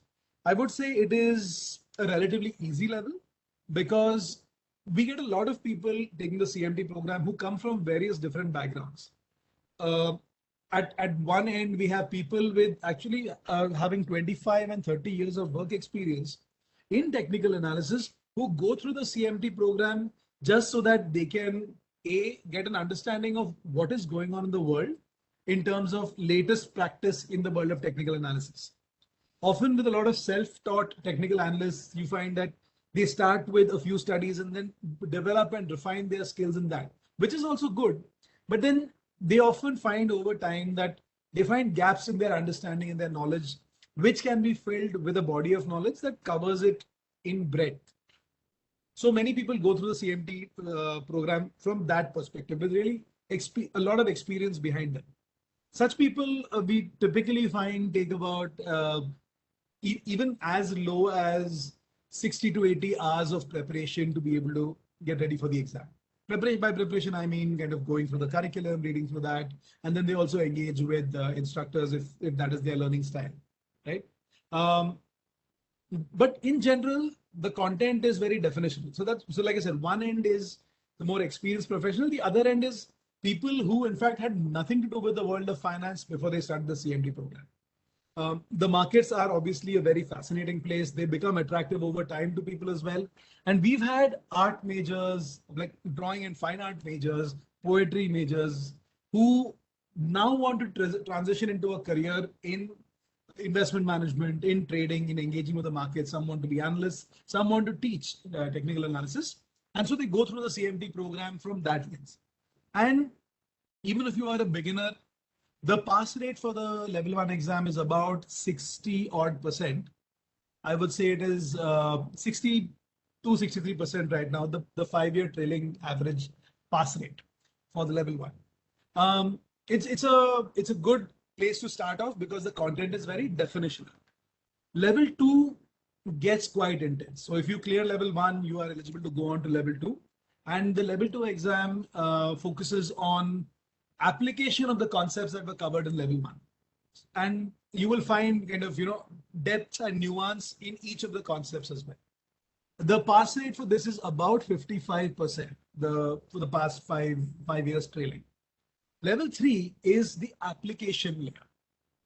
So application is where, the integration layer, which means once you've learned to apply the concepts in isolation, like Sovit said, bringing these concepts together and trying to match, let's say, a momentum indicator with an oscillator so you understand and can confirm the direction of a trade. These nuances of combining various ideas together and building meaningful trading systems, whether you are a discretionary analyst and trader or a systematic one like Sovit is. So there are both these perspectives that you can dive deeper into, but the idea is to have a system and to build discipline. And like he mentioned, concepts such as money management, concepts of behavioral psychology, all of these are also covered towards level 2 and level 3. So that is where it becomes incredibly interesting. Often we also get a lot of interest from recruiters who reach out to us asking, can you suggest to us people who've covered level 2, level 3, who cleared level 2, level 3. And of course, there is obviously the greatest interest in folks who have gone ahead to earn their CMT charter as well. Right, so that's kind of a broad overview. Here you can, I hope you can see the exam dates as well. The next exam cycle is happening from the 1st to the 11th of December. And level 1 and level 2 happen throughout the window. Level 3 happens on only one day. Level 1 and level 2 are MCQ, multiple choice quizzes. And level 3 is mostly short answers and a few multiple choice questions. Previously, you could go only to a test center, and the CMT exams are conducted by Prometric. So you would have to go to a Prometric center to take the exams. But now you have a choice for remote proctoring as well. So you can actually feel free to click into this link. It will take you on the CMT program site to this page that tells you how if you can actually take the test from your home as well. And there is a remote proctor who will, from some other part of the world, be watching you and monitoring your test performance so that you can take the test in the right spirit. So since I've opened this part of the menu, I would definitely urge you to go through all the pages, but definitely come to this one page, the frequently asked questions, because these are quite literally most of the questions people have. Within this, there are questions about the overall body of knowledge, about how to register for the exams, what will happen on the day of the exams, grading, when do the results come out? Because that's a question I'm getting a lot of these days, because obviously folks who took the exams in June are now waiting for their results to come out. Then how do you go ahead and apply for the CMT designation? What are the requirements, etc.? How do you become a member of the CMT Association? So this section is about how to become a member of the CMT Association and the program fees. So there are different fees for if you are a member of the association or if you are not a member of the association. Right? If you are a member, there are a number of other benefits, obviously, that you can take a look at when you come to member benefits. So I would definitely urge all of you to go through especially this one page. If you do nothing else, just go through this page and explore all the various links. There's a lot of questions here that will cover a lot. But right now, since we are all together here, I would be very happy to take any questions that you have. Let me open the chat interface. Here you go. Right, so if you have any questions, I'm happy to take them. Otherwise, Sovit, if there are any questions that you get asked consistently that you'd like me to touch on, I'm happy to do that also. Meanwhile, yes. I'll stop sharing this web page and you can all see my. So I've given the rights to everyone. You can unmute yourself and ask question with Joel or with me, whatever. You can just unmute yourself and ask question.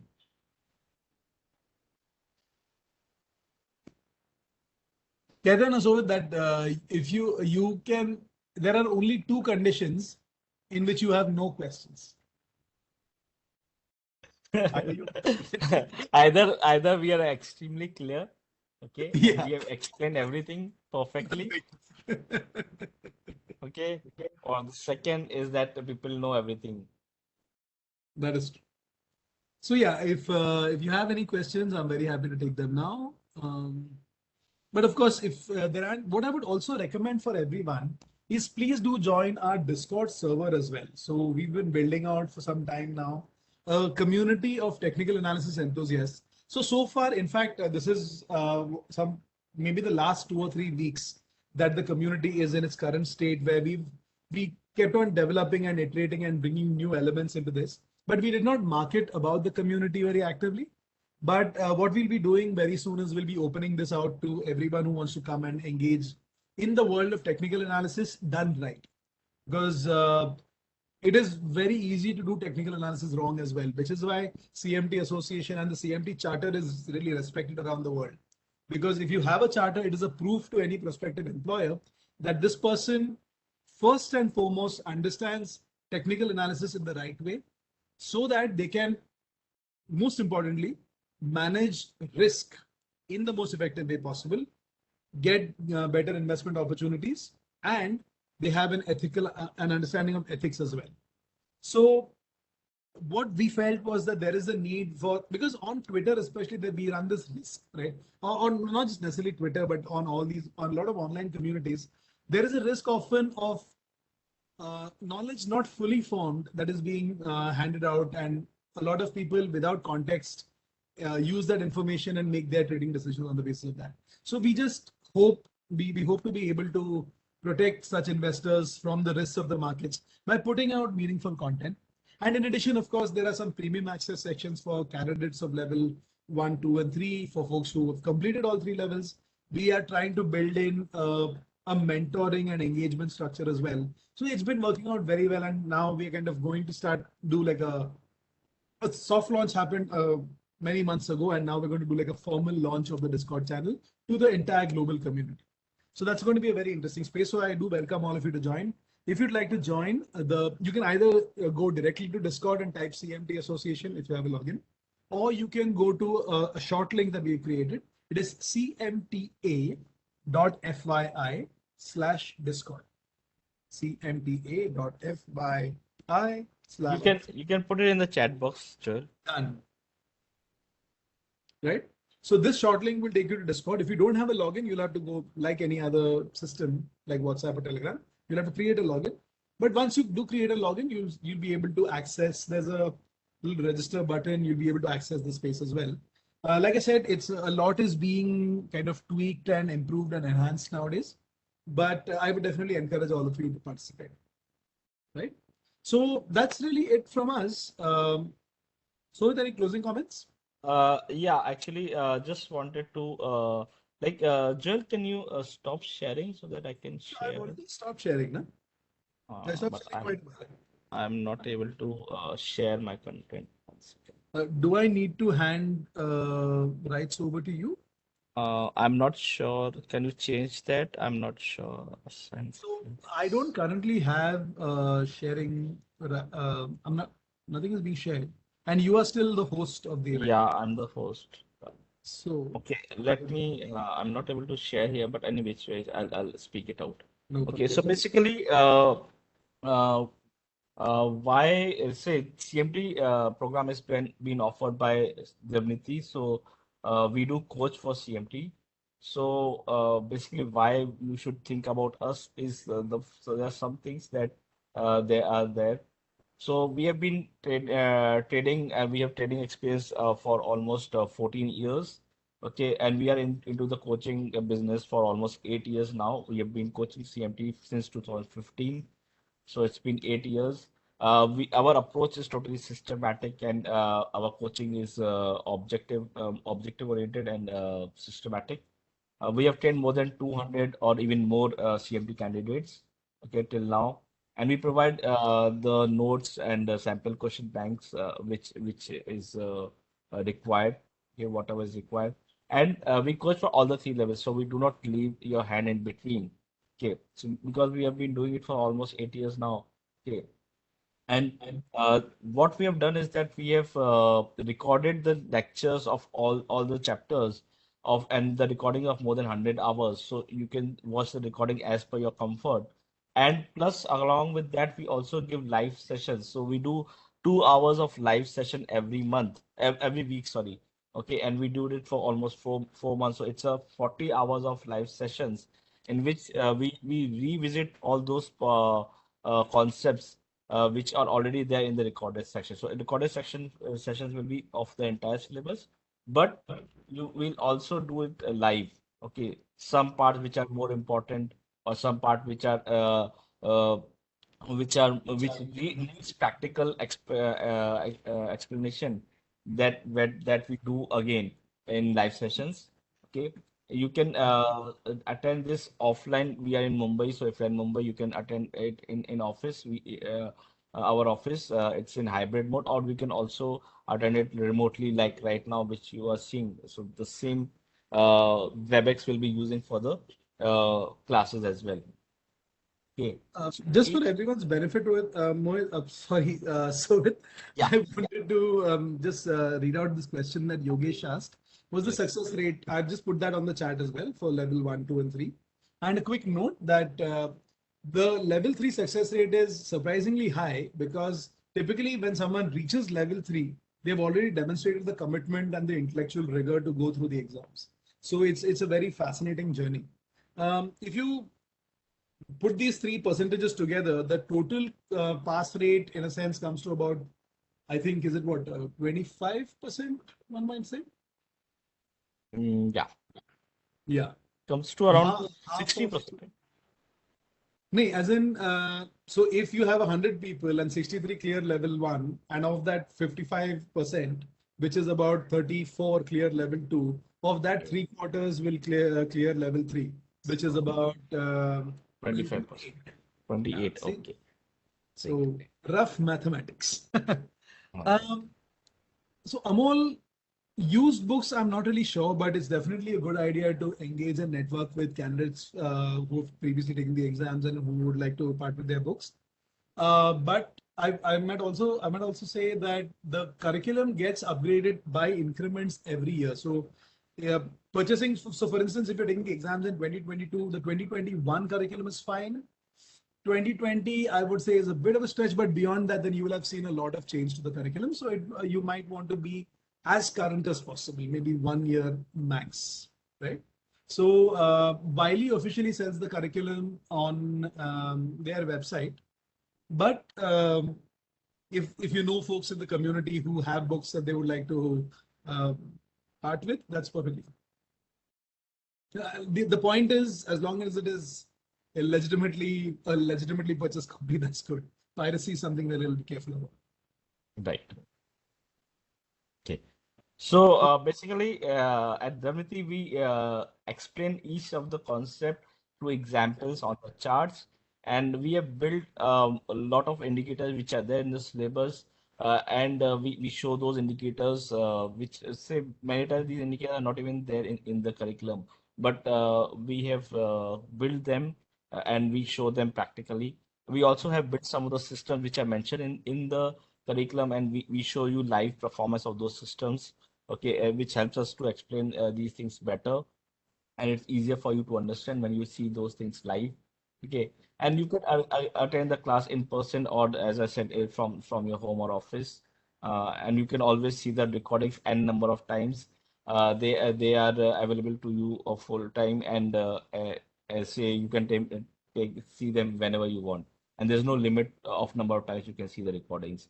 Okay, and there's full support till you pass the exams, so you don't need to repay us the coaching fees till you pass the exam. So even if you if you say think that no, I'll not give the exam in June, in December, I'll give it in June 23, then also you can attend both the batches of December 22 and June 23.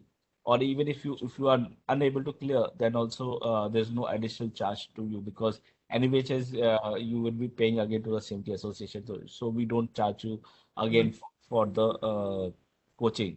That I must really commend. So that's a very admirable thing that you do. Yeah, because like it's like a double whammy to a student. Okay, That so is we true. don't like to do that. Okay. That is true. And there's we are fully available on phone, WhatsApp for doubts sessions. If you have, we can do one-on-one also.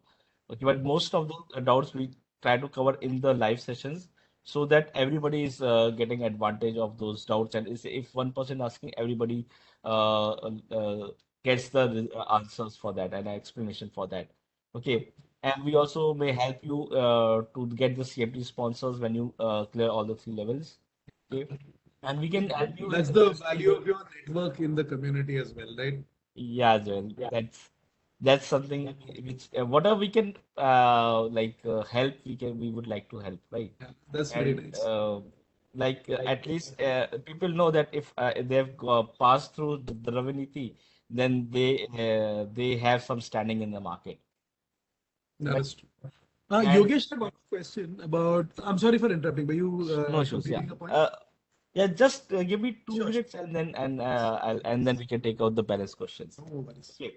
And we also assess for the jobs, but we do not give any job guarantee. So we have a big network of brokers. We know a lot of brokers. We know a lot of people who are there in the market. So we also like hire people in our company also, but we have a big network. So wherever we get any opportunities, so we give those opportunities to the students and they can apply and maybe if they can get selected, we try to do that. Okay. And another thing that you get is that you get to interact with more than 20, 25 candidates which are giving the same levels. So you can also speak to them. We make a WhatsApp group so you can interact with them and if you can help each other also because many times students are not very comfortable with the teacher, right? So they can like communicate with each other and get their problems resolved also. Okay. And the next batch will be starting from 17th July, which is like the next Sunday, the coming next Sunday. Okay, after this, and the session will be from 11 a.m. to 1 p.m. for 2 hours. That will be the live session, and then in that session, we'll give you the access to the recordings as well. Okay, and the fees for trading is 35,000 plus GST, 18% GST, so that comes to around 41,300 rupees. Okay, so just like now you can answer the question. And one thing again, I would request Joel to tell everybody the fees of CMT in dollars, like what is the Right. enrollment fee. So I think you should touch upon that part. Yes. So I would say in detail, there is a full breakdown in writing for you on the website. I definitely urge you to go through that just so we make sure that you have all the information correct and in sequence. If you come to the frequently asked questions section within that program fees, there's an entire breakdown of what are the various fees that are associated. So there is a one-time fee to enroll in the CMT program that is $250. After that, the fee structure changes if you are a member or a non-member. If you are a member, and also I must say, there is a change in fees if you register in the early bird window, in the standard window, and in the late window as well. Right. So I think it would be just far quicker if I shared this page with you so that you can go through the table, but I'll talk you through it as well if you have any specific questions around this. Right. So as I was saying, there is a one-time fee of $250. This is irrespective of, and this is applies only when you are registering to the program for the first time. If you register for the first time, take the level 1 exam, then you want to take a level 2 exam, let's say even 2 years later, there is no additional fee. You can come back to the program at any time, right? Even if because life happens sometimes, right? So you can come back anytime. Then I had mentioned there is a separate pricing if you are a member and a separate pricing if you are a non-member. And so this table has the pricing for all 3 levels for early, standard, and late.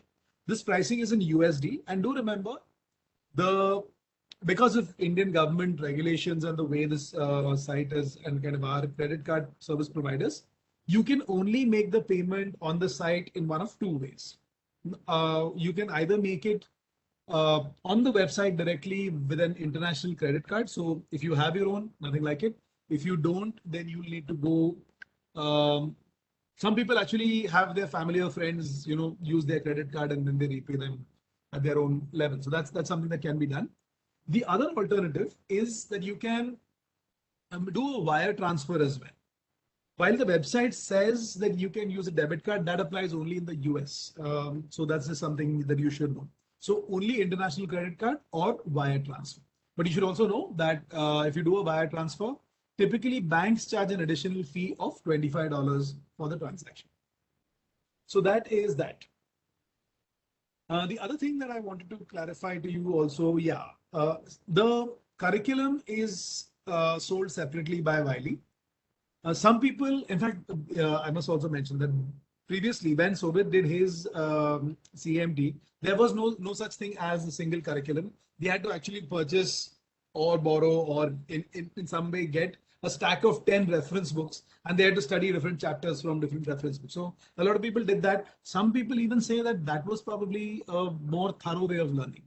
But what these curricula are is that we have taken the chapters, the most relevant or the best written chapters from each of these, this stack of 10 reference books, and compiled those into the curriculum that you have now, right? So Wiley sells this curriculum on their website.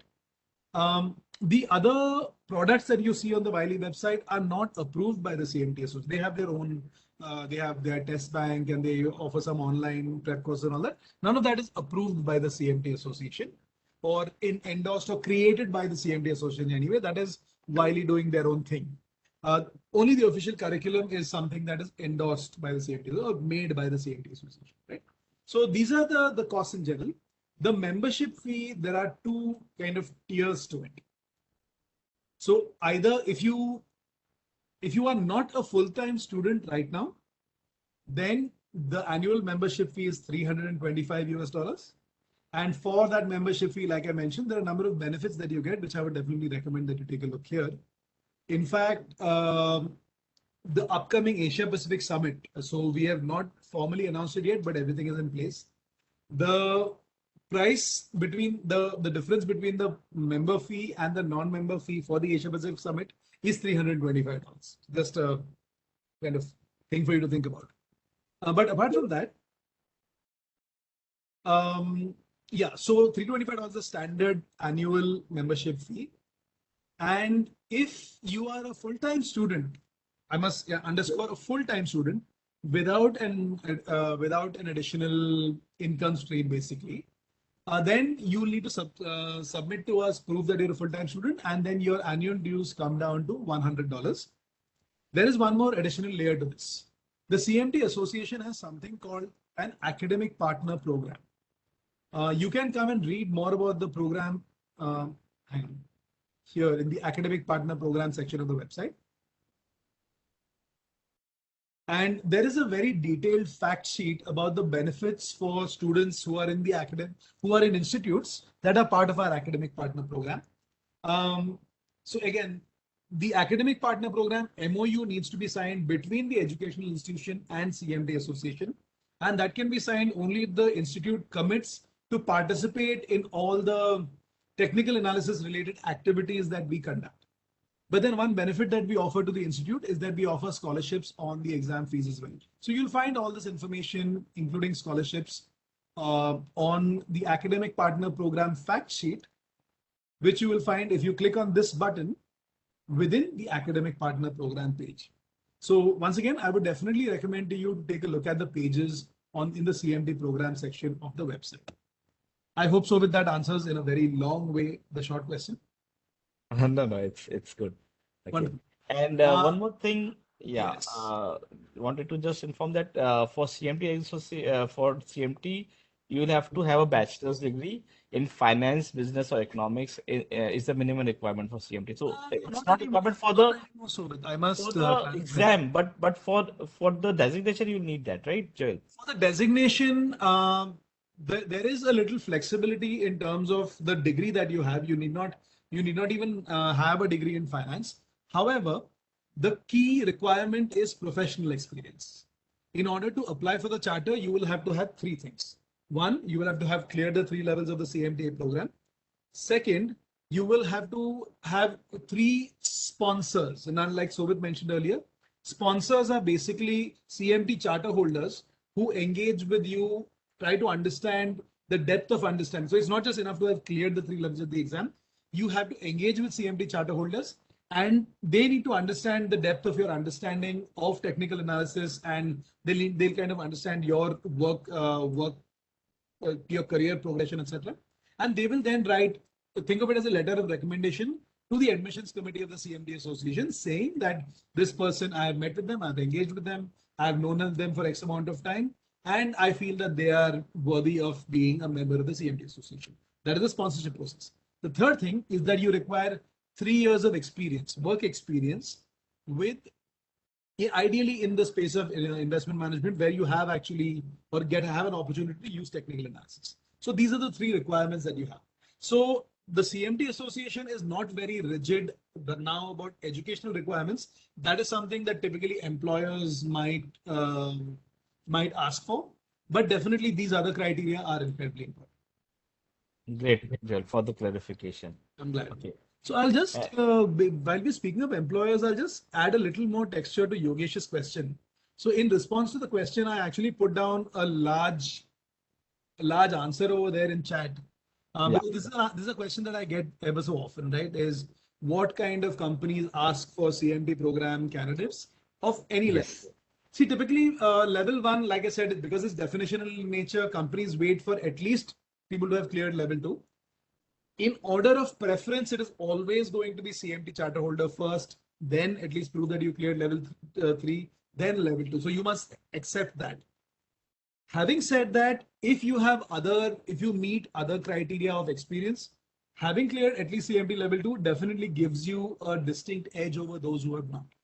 And the kind of companies who hire, you can literally name any company on the street. So the 4 types of industries, broadly speaking, traditional industry, I'm not even talking about the new age industries in the world of, let's say, crypto or system design, quant, etc. But in the traditional financial services industry, you are looking at investment management companies. So fund, any kind of fund, right? Hedge funds, mutual funds, pension funds, insurance, this and that, all kinds of funds. All the brokers that cater to these fund houses, and this is across all asset classes, equities, commodities, FX, everything. So the broking community, within the broking community, again, think of 2 types of roles. Actually, in general, think of 2 types of roles. If you are facing the markets and you have to make decisions based on that, then having cleared various levels of the CMT program is increasingly more valuable. Or if you are facing customers and engaging with them and you have to explain the markets to them. So these would be roles including wealth advisor, client advisors, relationship managers. In fact, a number of recently, Motilal Oswal has actually asked all the people in their, I think, retail wealth team to start going through the CMT program. One of the large reasons that India is the largest country in terms of test takers now is that a lot of these large firms are now starting to encourage their people, and in some cases make it compulsory to go through the CMT program.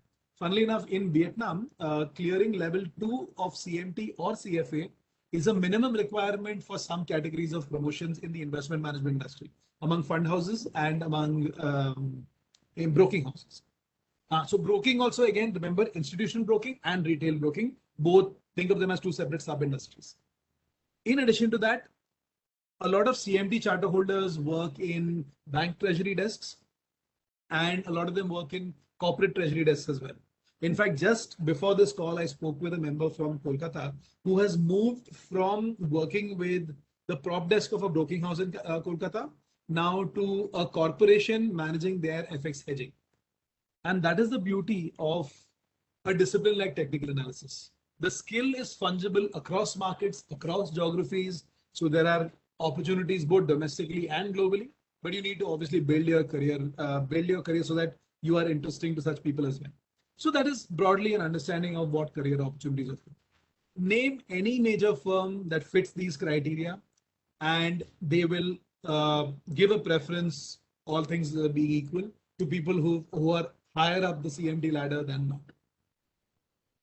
A long answer, but I hope that helps to give you clarity as well. Yeah, thanks, Joel.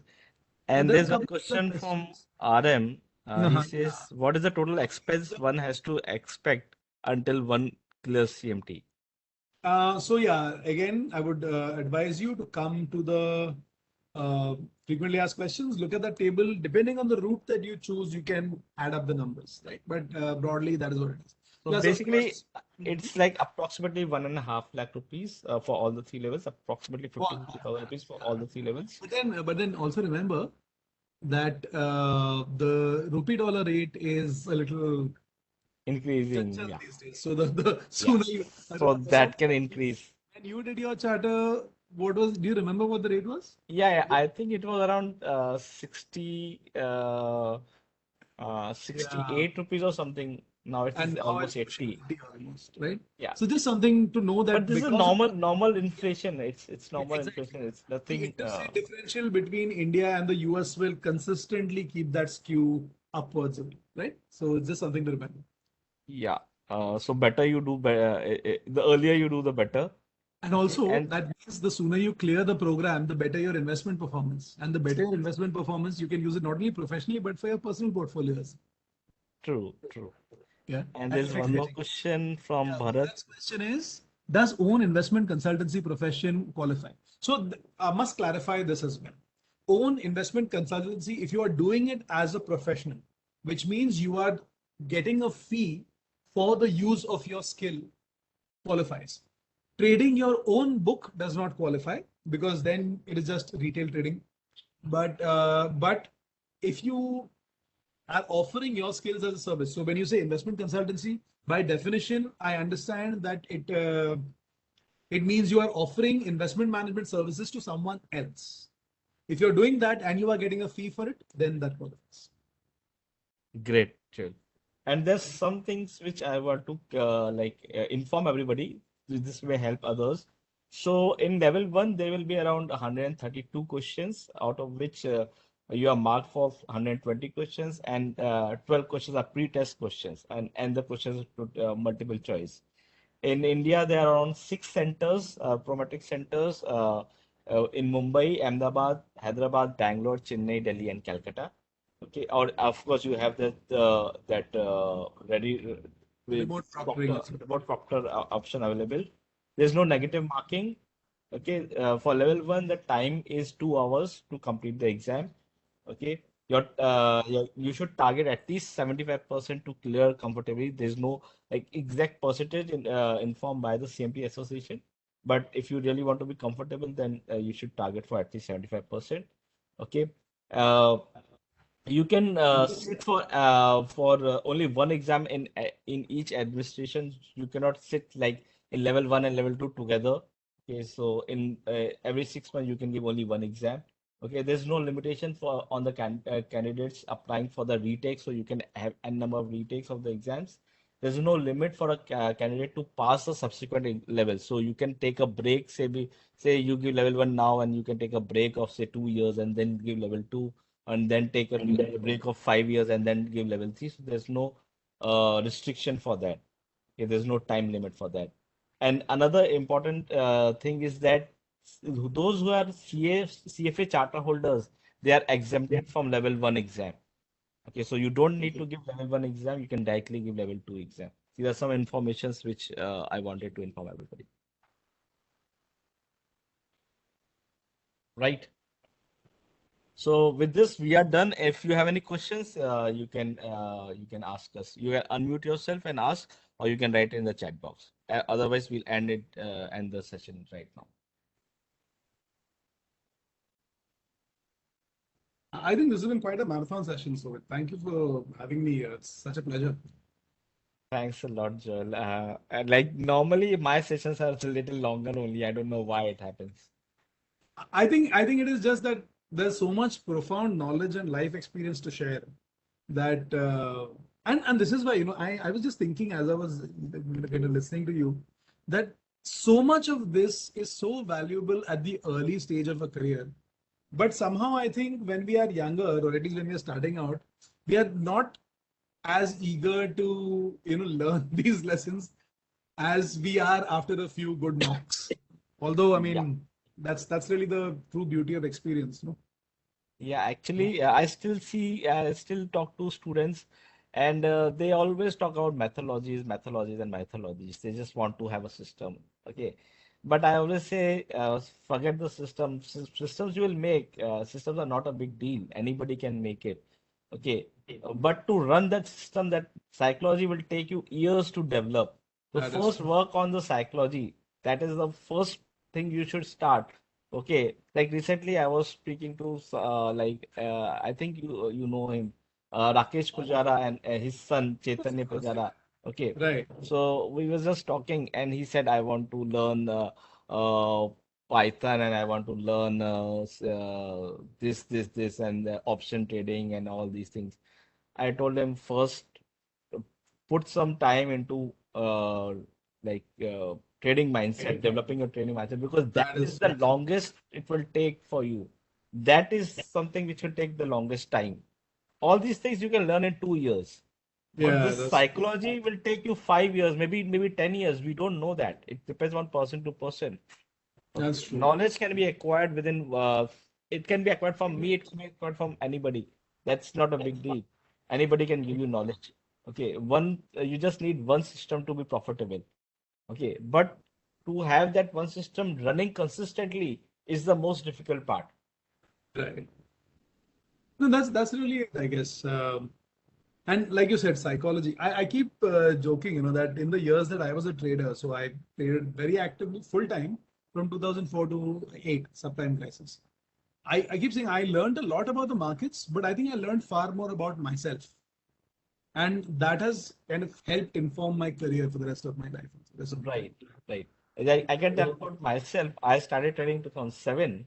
I cleared 2000 CMT in 2013. Right. But Hmm. I became profitable in 2017. So it took me Imagine. 10 years to become profitable, Right. overall profitable, to recover all my losses and uh, come up profitable. Okay, But so it that's the took beauty me of 10 it, right? years. To kind of live to trade another day. That you have to not lose so much money that you are completely wiped out and can never come back again. You Right. have to live to trade another day. And that is really the heart of risk management, I think. Yeah. So basically, Wonderful. by doing this CMT program, what you can do is that you can reduce this journey from 10 years, which took me. You can reduce this to maybe 5 years.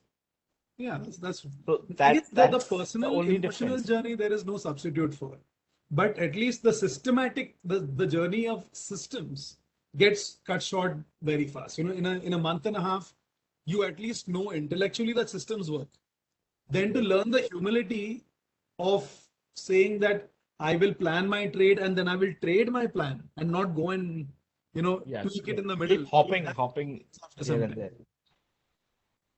Anyways, I Right. guess Yeah. old dogs like you and me can keep talking about this, but we'll let Correct. everyone go. Thank you Yeah, so much, guys. like I think there's no questions, so that let's wrap up with this session because everybody, I think soon there will be dinner time.